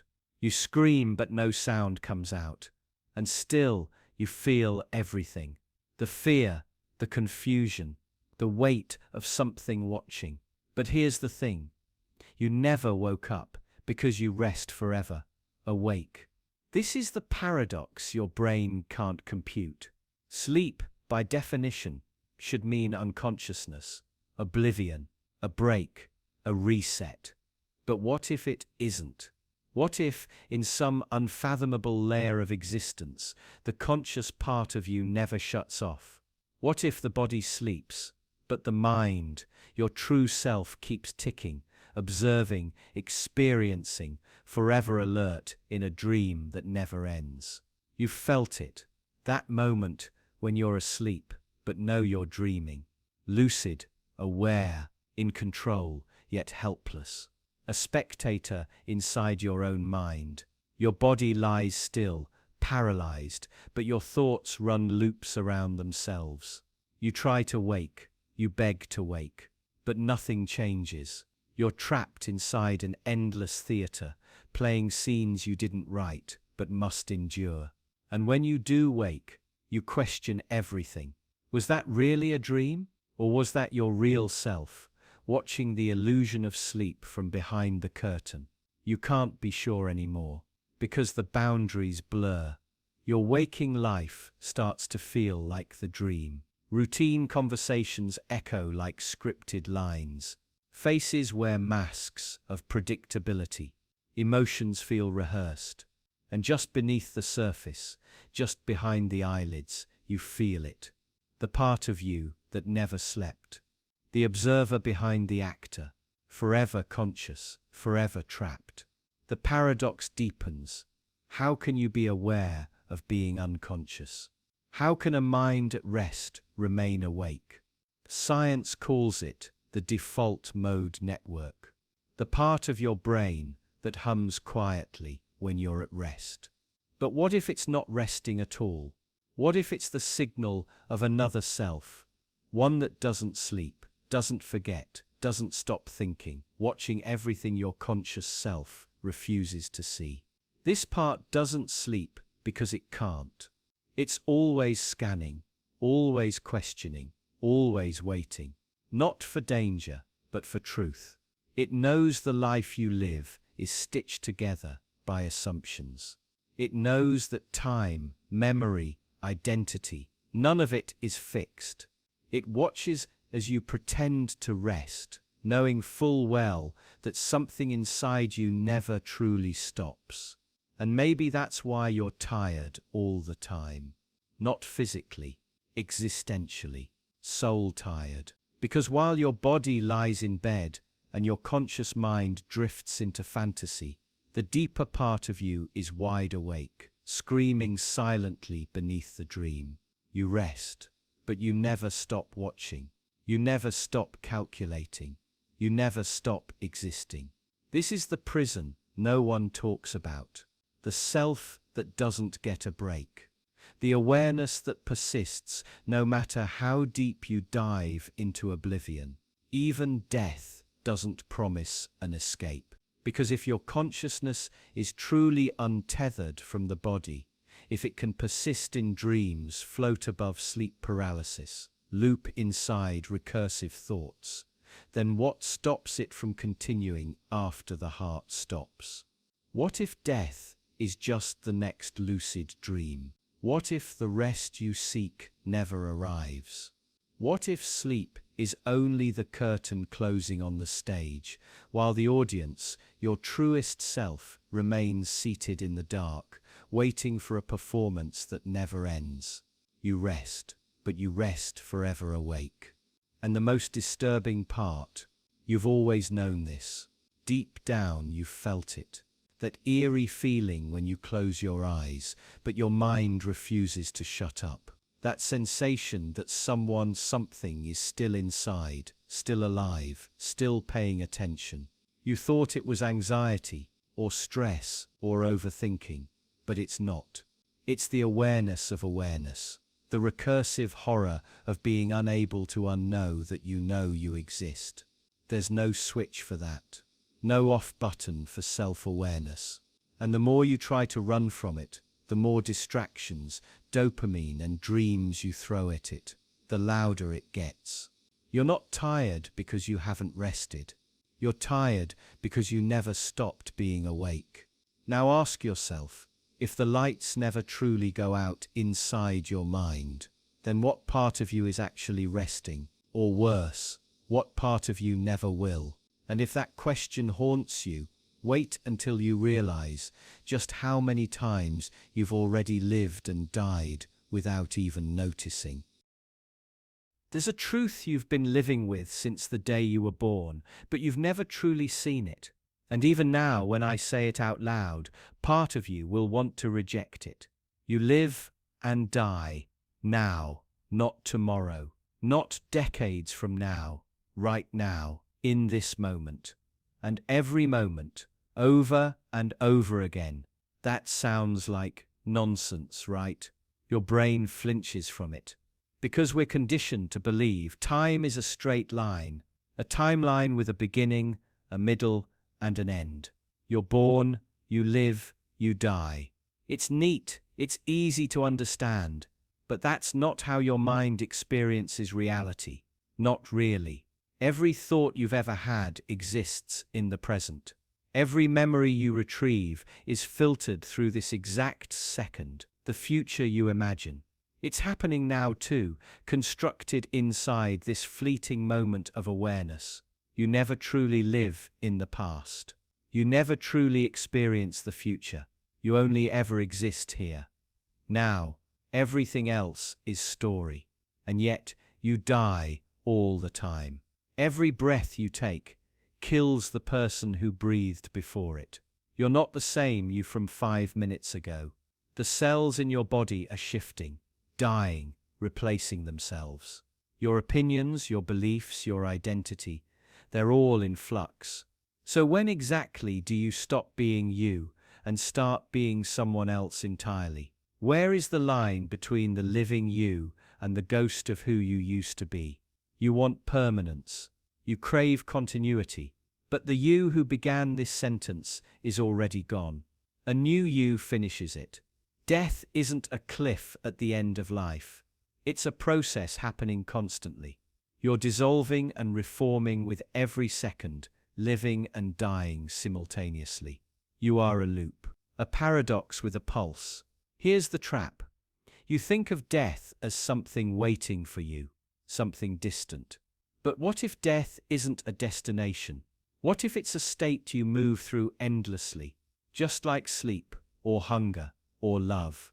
Not an end, but a rhythm, a beat. And every beat is a small death. You lose a version of yourself to make space for the next. You are reborn in every breath. You don't notice. That should terrify you. But it should also liberate you. Because if death is always happening, so is life. Every moment is a chance to wake up, to shift, to begin again. You are not tethered to your past. You are not shackled to your future. You are a moment pretending to be a person. And you get to choose again and again who you are. This is why the fear of death is so strange. You've survived thousands already. You've watched versions of yourself vanish, old hopes, old habits, old names, and still you persist. Still you rebuild. You cling to the illusion of a single solid self, but your experience betrays you. You've always been many. A kaleidoscope of selves flickering through time, pretending to be one. And what does that mean for the idea of you? It means you are not a thing, you are a process. A verb, not a noun. Not something that exists, but something that happens. You are the unfolding, the unspooling of moments stitched together by memory and hope. You are the performance of identity. And when that performance pauses, we call it death. But maybe it's just intermission. What if you could live with that awareness? Truly live as if you're constantly dying. Would you still waste time on things that don't matter? Would you still carry the weight of regret, of shame, of fears that belong to versions of you that no longer exist? Or would you finally feel the freedom that's always been hiding beneath your skin? The truth is, there's no grand finale, no closing act where it all makes sense. Because every moment is its own ending, and every ending births a beginning. You live and die now, right now, and now again. The only question left is what will you do with the next version of you? Because whether you like it or not, the next you is already arriving. The fall has begun. But what if the direction isn't what you think? What if every death doesn't lead you down, but up? You've been falling for a while now, but something's off. The wind doesn't rush past you. The ground doesn't rise to meet you. In fact, there is no ground, just endless motion. And the strangest part, you're not falling down, you're falling up. At first, it feels like a metaphor, an inspirational quote. Maybe failing upwards, turning losses into lessons. But this isn't that. This isn't motivational. It's disorienting. It's a paradox your brain can't wrap itself around, because falling means descent, downward, gravity pulling. So how can you fall toward the sky? This is the trap. You assume reality works in a straight line, that down is down, up is up. But what if they aren't directions? What if they're illusions, convenient stories you've told yourself to make sense of a world that doesn't play by your rules? The paradox begins in perception. You see a person rise through the ranks, despite failure after failure, and you call it luck. You see someone rewarded, not for success, but for survival, and it makes no sense. But that's because you're still thinking in terms of gravity, of merit, of logic. But some systems don't reward what's earned. They reward visibility, noise, momentum. And in those systems, the act of falling, spiraling, breaking, collapsing can paradoxically generate attention. And attention becomes elevation. You collapse publicly enough, and people confuse your descent for depth. This isn't just social commentary, it's a mental model. The way your brain interprets experience. You mistake motion for progress, crisis for growth, struggle for meaning. You hit rock bottom and feel enlightened, but maybe all you did was become familiar with pain. That's the paradox. Pain can feel like clarity. Chaos can feel like truth. You fall and call it transformation. But maybe you've just adapted to instability so well, it feels like flying. Maybe you've built an identity, not on stability, but on falling stylishly. You say things like, "I've grown so much," after every personal disaster. But what if you haven't grown at all? What if you've just built thicker armor, more intricate defenses? You call it wisdom. But maybe it's just numbness with a fancy vocabulary. Falling upward means you never actually land, you just keep changing altitude. Sometimes you're higher, sometimes lower, but never still. You mistake movement for evolution. But what if all you've done is learn how to narrate your descent in a way that makes it sound profound? Think of the people you admire. Are they ascending? Or are they just falling more gracefully than the rest? Success stories often hide the crash, trauma dressed as triumph, collapse retold as a hero's arc. We love to romanticize falling because it makes the chaos bearable, and your brain does it too. It edits memories, rewrites pain into purpose, retrofits failures into fate. You tell yourself, "I had to go through that to become who I am." But did you? Or did you just need the suffering to mean something? Because otherwise, what was it for? You always fall upwards because you're addicted to the story that every spiral is secretly a staircase, that every breakdown hides a breakthrough. But sometimes a fall is just a fall. Sometimes the absence of ground doesn't mean ascension, it means you're untethered. And here's the trap. The higher you fall, the harder it becomes to question it. You become attached to the illusion of progress. You confuse vertigo for vision. You stop asking where you're going and start assuming that motion itself is enough. But if you looked closely, if you paused the motion, you'd see it. You haven't climbed. You haven't soared. You've just refused to stop falling. Because stopping would mean sitting in stillness, facing the silence, confronting the truth that maybe, just maybe, you're not progressing.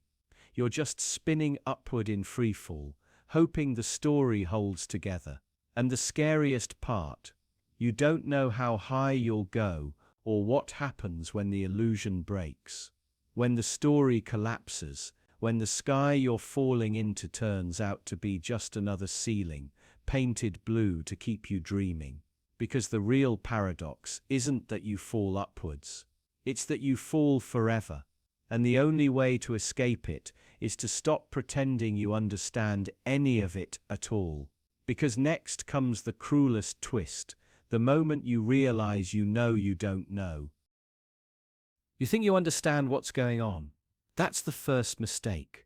You've spent your life collecting information, reading books, watching videos, listening to experts. You've been taught to seek knowledge like treasure, to believe that more facts lead to more truth. But here's the twist. The deeper you go, the more you begin to suspect that the truth isn't hiding in the unknown. It's hiding in the unknowable.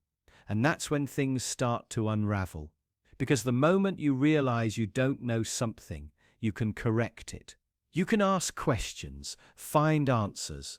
But what happens when you realize you don't even know what it is that you don't know? When every answer you find opens up 1,000 more doors, each one darker and more confusing than the last. You're not standing on solid ground. You're floating in a sea of half-truths, contradictions, and illusions so convincing they feel like reality. And the worst part, the smarter you become, the more clearly you see just how little you actually understand. You think you know what a self is. But look closely. Where is it? Is it in your brain? Your memories? Your body? Strip away the labels and the language, and all you're left with is awareness, looking for something solid to cling to, and finding nothing. You think you know what time is, but every moment you've ever experienced happened in the present. The past is a memory. The future is a prediction. And the present? It slips through your fingers the instant you try to hold it. You think you understand cause and effect. But quantum physics laughs in your face. Particles don't behave the way they're supposed to. Sometimes they act like they've already seen the future. Sometimes they change based on whether you're watching them, as if the universe itself is performing, pretending, deceiving, just for you. And then there's the paradox that cracks it all wide open. If you're aware that you don't know, isn't that a kind of knowledge? If you know you don't know, then what do you really know? And if you think you know something for sure, can you ever trust that certainty? Or is your confidence just a trick your brain plays to avoid drowning in uncertainty? This is where philosophers go mad, where logic collapses in on itself, where knowledge becomes a snake devouring its own tail. Socrates once said, "The only true wisdom is in knowing you know nothing." But even that statement is a paradox. If he truly knew nothing, how could he know that? And you sitting there, listening, might feel the stirrings of vertigo. A dizzying realization that your entire worldview is built on assumptions you never even thought to question. Not because you were careless, but because they were invisible. They came installed, preloaded, unquestioned. Language, identity, space, time. These aren't solid facts, they're scaffolding your mind uses to hold itself together. But the moment you peek behind the curtain, it all starts to dissolve. And here's the most dangerous part. The mind hates not knowing. It despises uncertainty.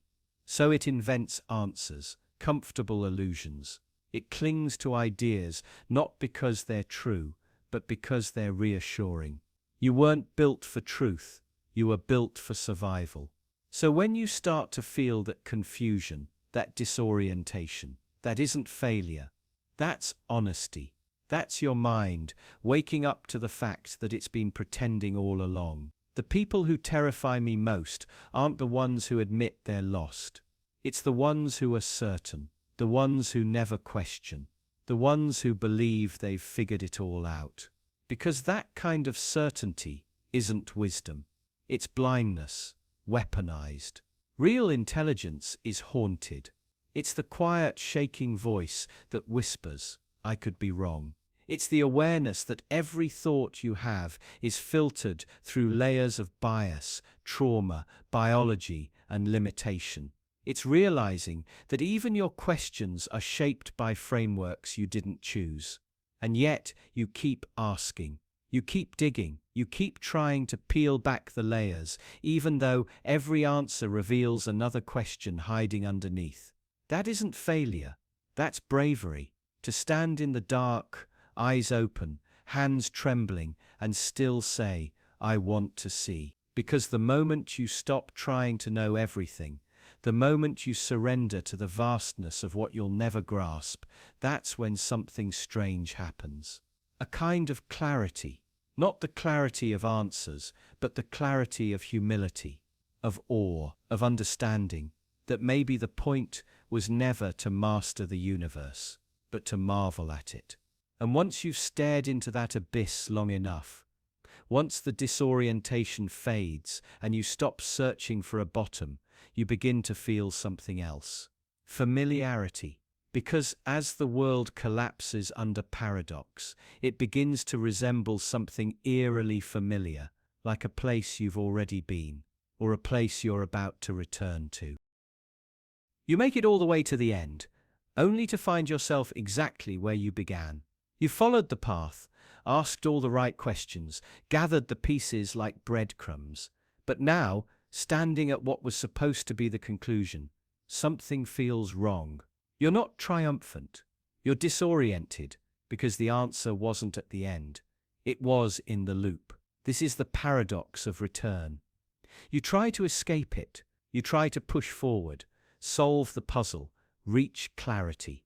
But every insight, every revelation loops you back to the beginning, not because you failed, but because the structure itself is recursive.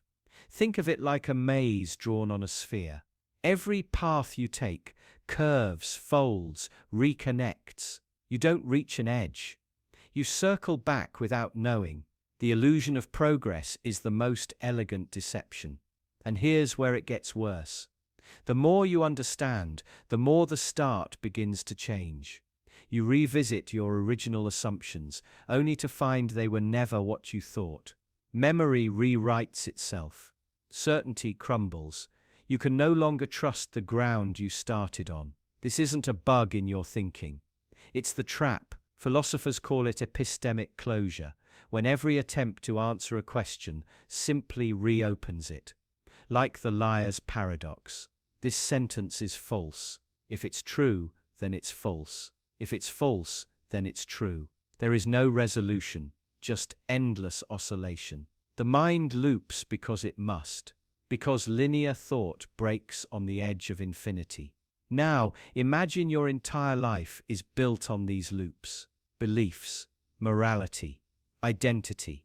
You try to define who you are, only to realize every definition refers back to itself.